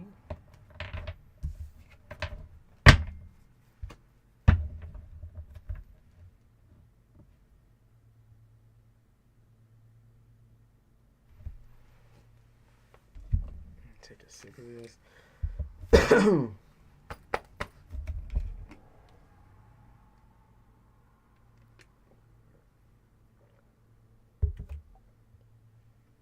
Of course. But if you're scared right now because you think it's your emotions that are changing stuff, it's not. It's this person that's really showing you the true colors. So the things that you love about that person, of course, they're still on the table. They're still there. But the other things that pop up is, mm-mm, you are ready. Let's see what's going on with Hannah. Actually, let me take a piss real quick and then piss break, y'all. Where did my mouse go? Right there. Take the piss break and I'll be right with you. Plus, I gotta take this fucking sandwich out. The peanut butter smell is insane. All right, 1 second. I'm just standing by idly. I feel that.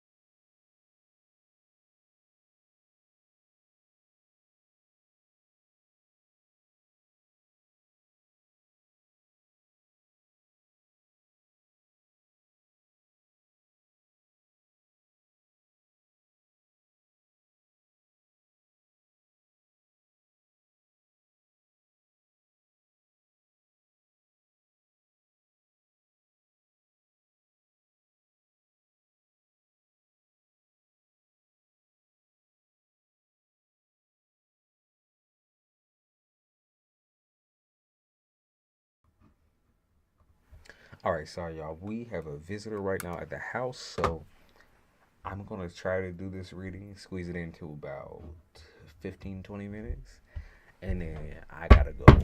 Oh, shit. I gotta go. All right, Hannah. Well, I was right on point with time, man.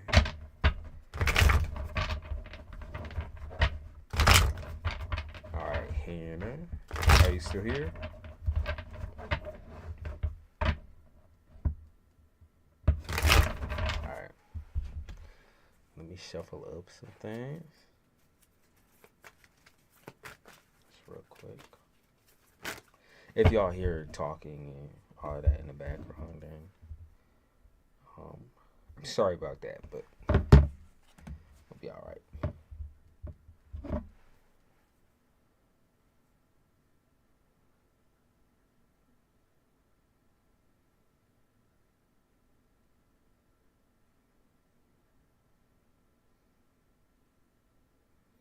Of course.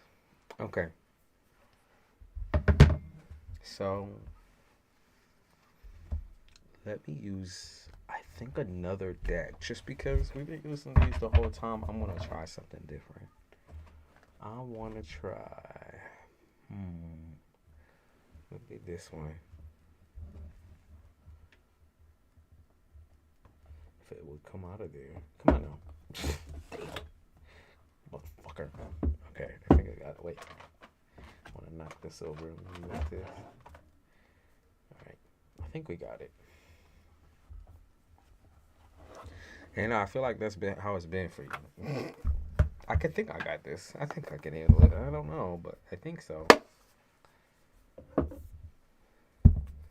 You know, oh yeah. So you definitely know that you've had to um, almost like force shit to work or make shit work. Because at the end of the day, this is your normal. Like, your normal is not everybody else's normal. And your normal, like, home relationships, I don't want to say home in general, because I don't even think you really consider this to be home. Or I don't think whatever you were dealing with was, like, even worthy of being considered, like, a home or a family dynamic. Like, there's love there, but it's like it's always a like second guessing. Like, is what I have really something that like I can handle? Cause like this is kind of crazy. Like this is, yeah, like y'all wild. Like, and it's like fun to laugh at and shit like that, but like at the end of the day, you're not always fucking laughing. Sometimes it really does hurt you. Like, these people really do hurt you. It's like you can be sarcastic, you can be fun, you can be that funny person, but like it always just lands on feeling burnt out and really scared and really sad, especially with the maternal figure in your life or the female in your life. You just like always been incompatible with this person or always been incompatible with other women. And like you wonder why, but it's because the woman that you held to such a high esteem, or the woman that had take care of you or raised you, um, that woman has destroyed your self esteem, destroyed a lot of things about you. Your self esteem especially, and you wonder why you have problems with the relationship. I think you know why. I think you know why. Neglect and abuse is just like that. We talk about, like, the good things a lot of the time, I think, especially even when we talk about like healing and that sort of thing, the healing aspect, like the coping mechanisms, that whole thing. We talk about good things a lot.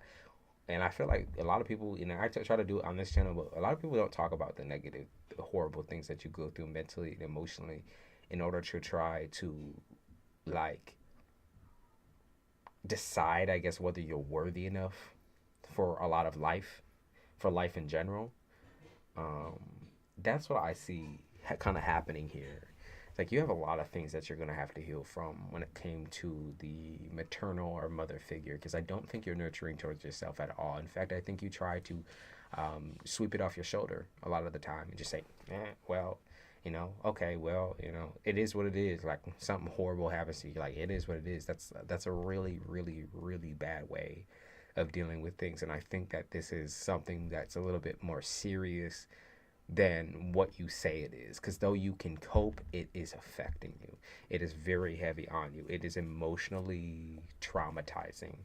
It's done as like due diligence of like digging so deep into your psyche and your subconscious. Maybe something about like um, something about like you having an abusive relationship with one person and then the next person abused. It's like one person might have abused you physically and the other person abused you verbally, like two different versions of it from two different people, two different spectrums.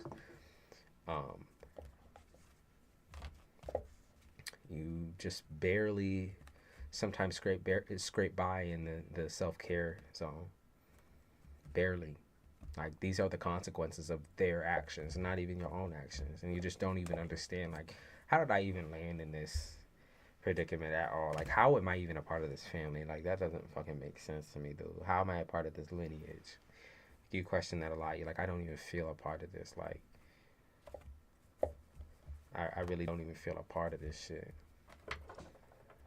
Yeah, you try to play off being an extrovert in order to hide who you actually are and truly are, and on the internal level is like a shy, and more or less I would say you're just like soft. Like you try to hide that, but you're soft, and you know that you're soft, but you try to play it off.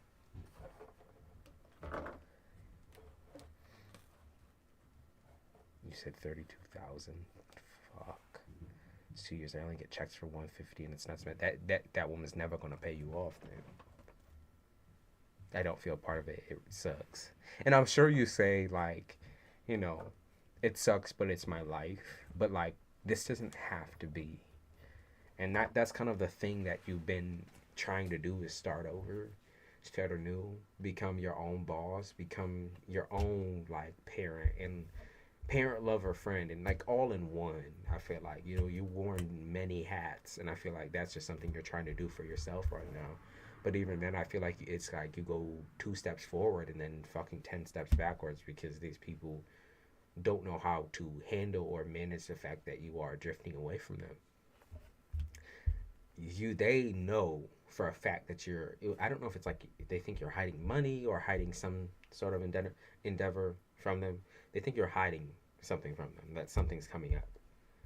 Like they're almost pretty solid on that. Or your grandmother thinks you're hiding something, or like I said, the person who raised you thinks you're hiding something, but you're literally just taking time for yourself. Like just because you stopped communicating and stopped talking to somebody that was toxic. Sorry, let me just adjust this a little bit. It doesn't mean that you're like hiding anything from them or you're doing anything to them, but I genuinely feel that that's what this person thinks. That's what they believe, that you're doing something snide or sly. And you're going to try to fuck them up, or like you're going to try to get away scot-free or some shit like that. It's like what the fuck do you mean? I don't think this person like really so here's the thing that I see too is this person gets way too invested in your life. They try to live vicariously through other people. And that's another problem that I see is living vicariously through other people. They try to decide for you what's best for you, what's right for you, and they also try to decide what type of person you are, even though right, they might call you like a baby bitch or something like that. Like they make fun of you, or like maybe you have a nickname where it's like cry baby, or y'all all know Bambi eyes or doe eyes. They try to like bully you verbally or like verbally assault you, trying to make you feel like a worthless piece of shit all the time through verbal. Always trying to pick and prod. Man, that's heavy. I'm sorry that you have to go through that, and that's something that like you started off with. You know what I mean? Like, way to start off a life, right? And I know you're like, oh, I can handle myself. I can manage myself, but I don't think like I believe you can handle certain parts of your life, but I think the stress and the things that eat away at you is something that might not be able to be handled just with you, okay? Just with you. Now, talking to someone, like they said, there's like a soulmate or someone who has come into your life who treats you like a princess, or there is somebody who believes you to be like very, very like they see you for who you truly are. Okay, like loving, shy, and like more. Your ego is small when you're around this person. Does that make sense? Like you feel like your age, or you feel like you're able to express yourself freely in the way that you wanted to when you were a kid or when you were younger. So that's what's going on. It's like this person calms you down. Um, no ill will. It's also something that I picked up on. Like it's kind of refreshing, and I say this person is a good friend to you, or can become a good friend to you, as long as you're actually willing and able to let that person through the doors. 'Cause it can become something more serious as well, but that's the problem, right? The problem is you still allow things that, of course, because your family is still actively trying to shove their nose where it doesn't belong, you still come from the perspective of being someone who's emotionally burnt out and tired, and also you've been gaslit for a lot of your life. So now this is kind of like a trust issue, but it's a lot deeper than that. It's a lot more serious than that. And to be able to communicate this to a partner is like, it's required. Okay. And I don't think you know necessarily the words or necessarily how to do it. So they do talk about maybe possibly seeing someone in a professional way so that you can switch your mindset. Because your mindset right now it's about protecting yourself. Okay, you're in fight or flight mode, right? You've already flew from the cuckoo nest and you're stuck in that mode. You're scared or you're anxious all the time. And you shouldn't have to feel this way. There's a lot of anxiety there. There's significant amounts of anxiety, so much so that I feel like it takes over even your money, your finances. Like it makes you feel grateful for things you shouldn't feel grateful for. It's like they never did nothing for you. So like, why should you feel grateful for, like, okay, they gave you the baseline things for survival or barely that. So like, why should you have to sit there and act like you're grateful, or like someone maybe calls you ungrateful, and that's the problem. Like, why the fuck should you be grateful for anything that they gave you? Because at the end of the day, you didn't ask to fucking be here, especially not with motherfuckers like this. Like, it's possible that you've been trying to work overtime or push yourself overtime, and maybe you need a break. I feel like I'm being watched because I am by my girl. I feel her shit. I mean, she is for sure. Like I said, they got their nose where it really does not belong. They're still able to watch you. So that's exactly what's happening, by the way. And I think uh, spirituality or something like that is definitely a part of that as well.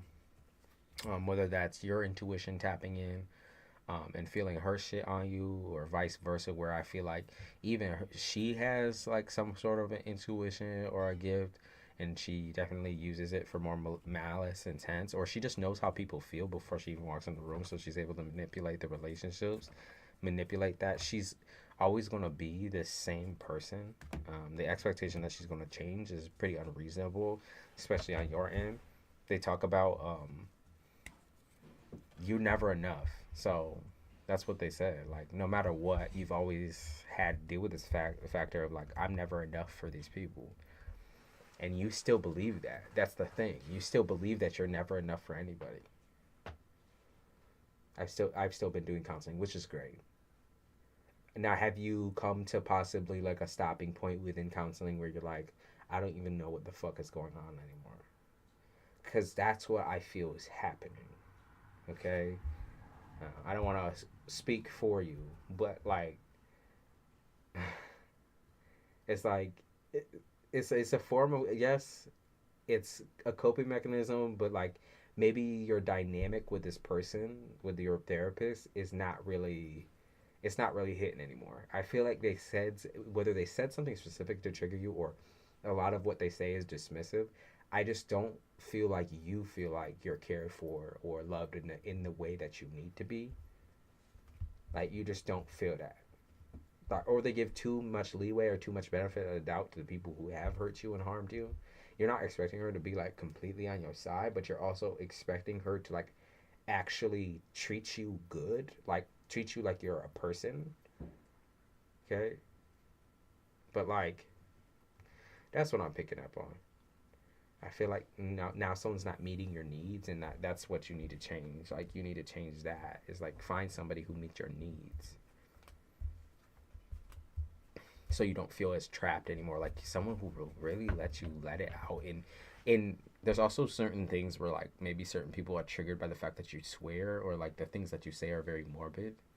But like, you need to find like a therapist that like can fuck with. They can fuck with it. Like, that shit is like, they're not laughing at you. Okay, they're not laughing at you, not just sitting there laughing. They're listening and agreeing with you. Like, not someone who's gonna sit there like, oh my god, you're so funny. But somebody who can sit there and be like, no, I get you. Like, for real. Like, I understand exactly what you're saying. I get it. I know that it's hard. You know, that sort of thing. Someone who takes you seriously. So like, it's cool that you did find somebody in the romantic, as a romantic interest, who does take you seriously and does listen and hear you out. Someone new, a lover. Okay, it is really good. But also, I know you don't want to be a crutch. I know you don't want to be that person who acts, who needs a crutch. I know that you want to be the person who's independent and strong. And you are strong, but you're protective of you. Very, very, very protective of yourself. Very scared. Overly paranoid, I would even say. So, let's see what we got coming up for you. That's what's been going on with you. The spinning thoughts. Okay. So if you were wondering whether this connection is like a soul connection or something, it's supposed to teach you something, absolutely it is. If you're wondering if retreating or leaving your situation was the right thing to do, it was. Right now you're trying to learn how to love yourself. That's what's going on. That's what you need to do. This is like the mission right now. This is what you're dealing with on a internal and a external level. What else we got? You are looking for clarity from people who cannot give it to you. So even this man that you just met, even this man, or not just met, but even this man who supports you and loves you, he cannot give you the clarity that you seek out. The emptiness, fill that void. Okay. Let's see what else we got. Okay, so this looks like a tower. And being able to create like a safe space for yourself. So I don't know, as far as living situation or environment, they're talking about needing to create or find your location, find your space where you feel safest. So I don't know if you're thinking about moving or possibly thinking about like trying to build a house or find an apartment or find, like I said, a location that has all of your needs. I think that's what's necessary. Get uncomfortable before you get comfortable type shit. And it's like you need to find somewhere where it's like, this is somewhere where you can see yourself living, not just vacationing, living. Like really, really, like being able to work there, have kids there, and all of that. Like, that's what I feel like it should be your focus right now. Travel, moving around the way that you want to. Discovering the new world. Being able to like approach a location and say this, like, oh my God, like I could picture it all. Like that type of shit. It's like, it gets you excited, dude. And because I feel like this area has given you nothing but pain. Nothing but pain. Nothing but trauma. You need a place where you can start anew and there ain't no ties, no nothing. And you could just sit there and be like, oh my God, like, I can't believe this is my life. This is crazy. Like, not in a bad way, in a way where you're like excited and happy about life. Because I feel like that's for real. Like, what you gonna be when you do find this location. So if you've been feeling like moving, I would say that is solidly within your future. I would say within the next 6 to 8 months. That might feel like it's a little bit further away, but 6 to 8 months, babe. Just saying. I'm just saying. Even the person you're with might suggest that for you. Maybe you need another. Maybe that person suggesting that, like the person who you've been talking to, it's possible that that person seems reasonable, like emotionally, and so you do trust a lot of their um, opinions, and they're telling you like, hey, like you maybe you should go, like because at the end of the day, what is here for you? What is here for you? And like most of the time too, like people go back to their place of trauma in order to heal whatever needs to be healed. But there's a time and a place for that, and it's just not now. There's a time and a place, and it's not now. Is there something else that you wanted me to look into? Money and or anything like that? Let's see about money. I'm gonna look at my music real quick.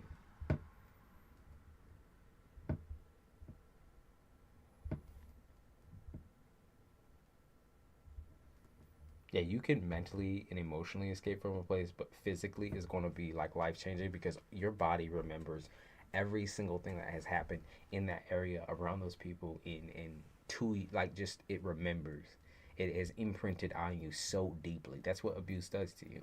It imprints not only on the emotional and the mental scale, but your body too. And your body feels it. That's why your body feels so heavy. That's why you still feel like you're trudging through fucking mud, right? It's because you need a change of scenery. You really do. My YouTube channel. All right, let's see. Let's see. Hannah, let's see. You're being your own boss. They did talk about that earlier, so. Let's see. You have options. Okay, because you are taking the route, like not to, well, for one, they're telling you to continue to not take it too seriously. And for two, you're going to surprise and shock yourself because at the end of the day, I do genuinely feel like this could become something that's like a genuine outlet for you that is like healing and healthy in every way possible. So like I feel like this is something that's like divinely given to you or you were led to this outlet. Like you just were. Like this is something that you're meant to do. It's almost like they're talking about like getting some payback, or like maybe you're healing other people. Because you're healing other people, you're also going to be healing yourself, or whatever their experiences are kind of match yours. It's kind of how I feel sometimes when I'm doing tarot too. I feel like a lot of people come through with that similar energy, and because of that I'm also able to heal because I can see and hear them healing as well. So I feel like it's a matter of that. It's like similar minds, similar mind space. It's interesting because I think it also has like it influences your confidence as well, with being able to speak your mind and speak your emotions, for sure. It really does. It's almost like a form of writing, um, like some form of writing or journaling. That's what I feel like. It's a lot. It's like almost like your your intuitive sense. So they talk about intuition with you big time because your intuitive senses have kicked up like times a million. Not only because you've gotten away from like the family or the home situation, but also because right now, like this is like what do they call it, spiritual awakening for you right now, where the things that you're feeling, especially when you're feeling that more intense, like someone is looking at you through a fucking looking glass and shit, or like a magnifying glass, and somebody's making you uncomfortable.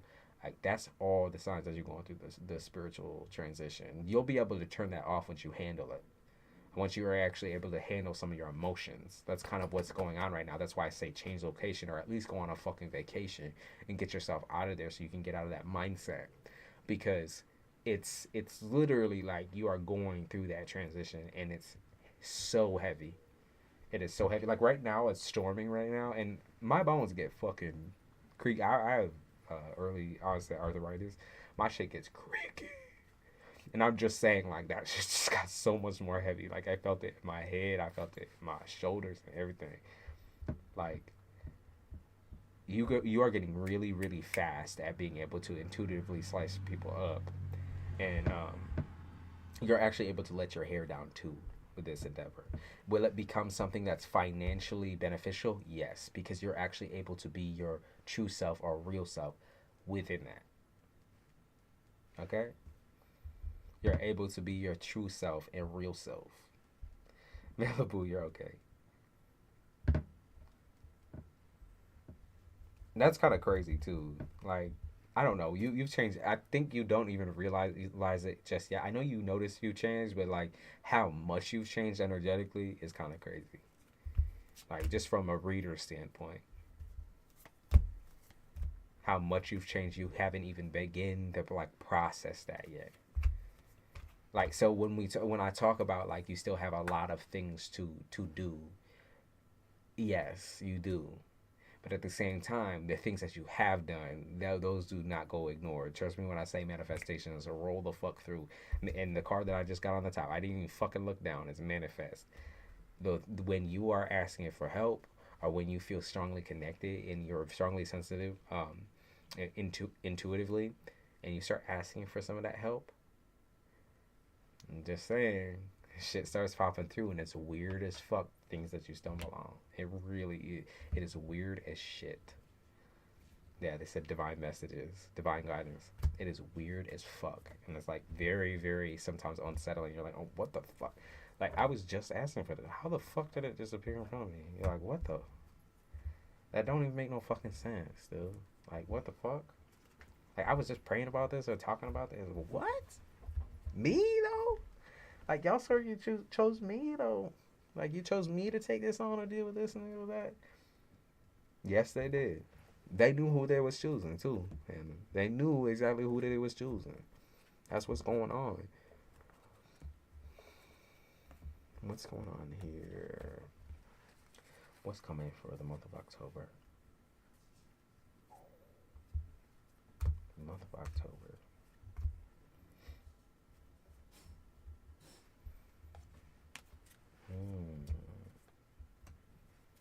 Month of October. They said, so it's possible that you decide. They talk about legalities. So this could be paperwork. This could be signing of paperwork or signing something over. This could be possibly having to go to court. But that might be the agreement. There might be something pulling through for you on that level too. You start getting some balls, you know what I mean? You start dropping some shit or dropping some bombs. It's possible, like I said, that you needed to sign over some paperwork or something like that. Something court ordered or court issued, or it's definitely legal wise. And I think you do it and you're proud of it because it's something that you've been thinking or putting on the back burner for a long time. But I just think it's something that you definitely need to do. The signing of paperwork. You need to do it. You got to stop making excuses for yourself and then stop making excuses for these people or this person. Sign the paperwork or get this situation sorted out legally. And yes, you will want to continue on with therapy while sorting out the situation because you're going to tackle a lot of your demons or abuse head on. So you're going to be tackling these people head on. Okay. My dad has been backing me up with grandma very recently, so I hope that pulls through. If not, I'm gonna sue them. You know that. I mean, I'm just gonna be real. That's what went through my mind when you said that amount of $32,000. When you said that amount of money, that's what went through my mind. Was that situation was what you were gonna take legal action on? Because I'm just saying they can't take that amount and be giving you 150 fucking. They're never ever gonna catch up to the cost. And if anything, I was gonna say something, and I'm not gonna say that. I'm gonna hold back. I'm gonna hold back from that. But yeah, so basically, that's gonna be your biggest challenge in October. But it looks like you have a lot of support regardless. So spiritually, you have a lot of support, and now you have somebody who actually you can talk to and befriend outside of a therapist. Now you're actually looking at things more passionately. You're pushing yourself more, and this all sounds really good to me. It all looks really good to me. If you think that you're needy, you're not. Like for somebody, you're actually like probably the least needy person that they ever dealt with. So this is the romantic situation. They don't think you're needy at all, really. So just saying, you're clairvoyant. That's what they say. You're clairvoyant. So you hear and see things, and you're gonna start picking up more and more and more on your family situation with it. So you're gonna pick up on the lies, the deception, and all of the other shit too. It's all just gonna suddenly become clear for you. That's what I feel like. It's just gonna all flood in and just be like right there. You're like, what the fuck? Like, so this has been the situation the whole time. Like, this person been holding out on me. They had this the whole motherfucking time. Like, what the fuck is this? Like, and I feel like you're gonna start holding people accountable. Like, whether I don't know if it's like there's a sense of maturity about you, where you're able to like tackle things without like yelling. You're not even gonna yell. You're just gonna like plainly say it out, and I think it's gonna shock people because you're different. That's what I'm saying. You are different. You're different in more ways than what I see legalities, because they just said to me law enforcement. So I see legalities happening. They won't like this lesson type shit. You know, there's a lesson behind this for both of y'all, and they won't like theirs. All right, you got that Stockholm syndrome, and I know you've been giving them a lot of leeway, but I don't think you got to no more. Not no more. Not no more. Mm-mm. Yeah, this person thinks they're above the law. Like, you would never do anything like that to them. Mm. What a piece of shit. I'm sorry, but that's what it is. It's like anything that you knew or loved about this person was because you were forced to. Because Stockholm syndrome. That your feelings started to turn from, because you're abusers, you know, they started to turn from like, I'm scared of you, to I'm just going to accept this and mute myself down and tell myself to, you know, shut the fuck up in order to appease and make them happy and try to get like love from them. Because like that smallest amount of love that you would experience from them, that wasn't enough for you back then, but now it's not. Now it's not. Now you're a ticking time bomb. Okay. And now they better not fuck with you type shit. I would. This is the thing. You know, when people say, "Oh, I feign to see the day that you ever try to talk to me like that again," or shit like, it's like that. It's like, it's just gonna get real serious. I feel like it's gonna feel really good. Will it heal everything? Absolutely not. But will it heal like years and years of some of that fucking bricked up frustration? Yes, absolutely, absolutely. It looks good to me. In certain respects, it's probably not gonna feel great, at least in the moment. But afterwards, you're gonna be like, oh my god, I can't believe I did that. I can't believe I did it. Drop your balls, girl. You dropped your balls. I love that. I love hearing stuff like that. I love hearing stuff like that. That's awesome. No longer manipulated by these people. You won't let them. Very awesome.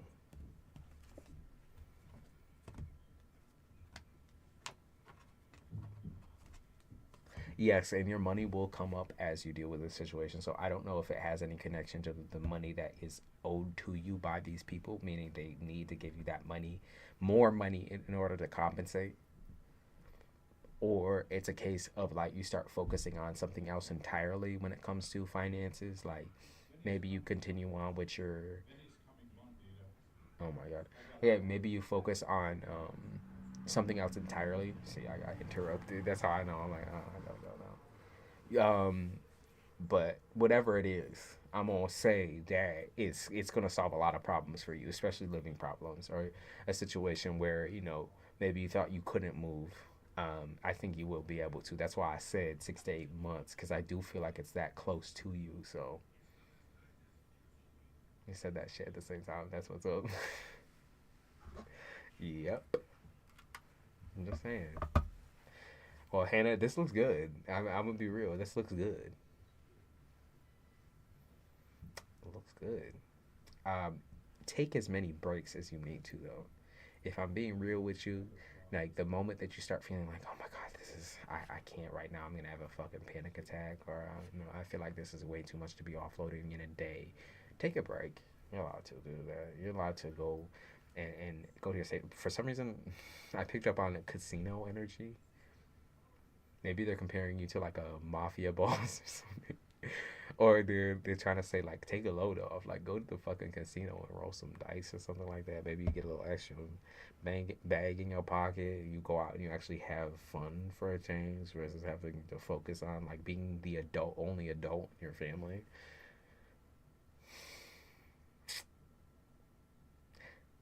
Good luck, Hannah. This seems good for you. Like, very good. I'm very excited for you. Very excited for you. Go roll some dice. Go shoot some dice. Go smoke the fucking cigar and shit with a little hat. With a little fedora and shit. It's like go to the casino or go visit somewhere where you can make some money. The slot machines. Maybe someone's wanting to take you on a little trip, a little vacation. Take it. Take it. Or maybe that's what it feels like. Like you just hit the lotto when you tell these people off. But yeah, that's awesome, Hannah. All right, that's actually a really good reading to leave off on. But I appreciate y'all. Thank you for everybody who came through today. We talked a lot about a lot. Like I actually feel very refreshed right now. I feel very refreshed. I think I will be near a casino. Go to the casino. Damn, get out there. You gonna win some. That means you're gonna win some money. Get up in that casino. That or you gonna win something even more valuable. But I don't know what the fuck that is. But me and the Taurus are going this weekend to go to the casino with this nigga dress up, look all cute. Get you a little black number. Get out there and have some fucking fun. Get out there. Did you do a reading for me? Oh, I did not, Malibu. And I have to go. I have an appointment right now. Let me go back to...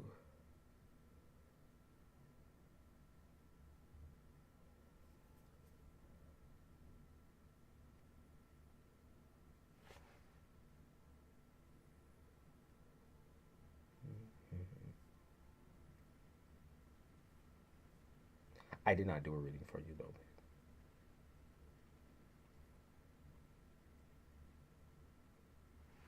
I do have to go. And it's raining, so that's frustrating.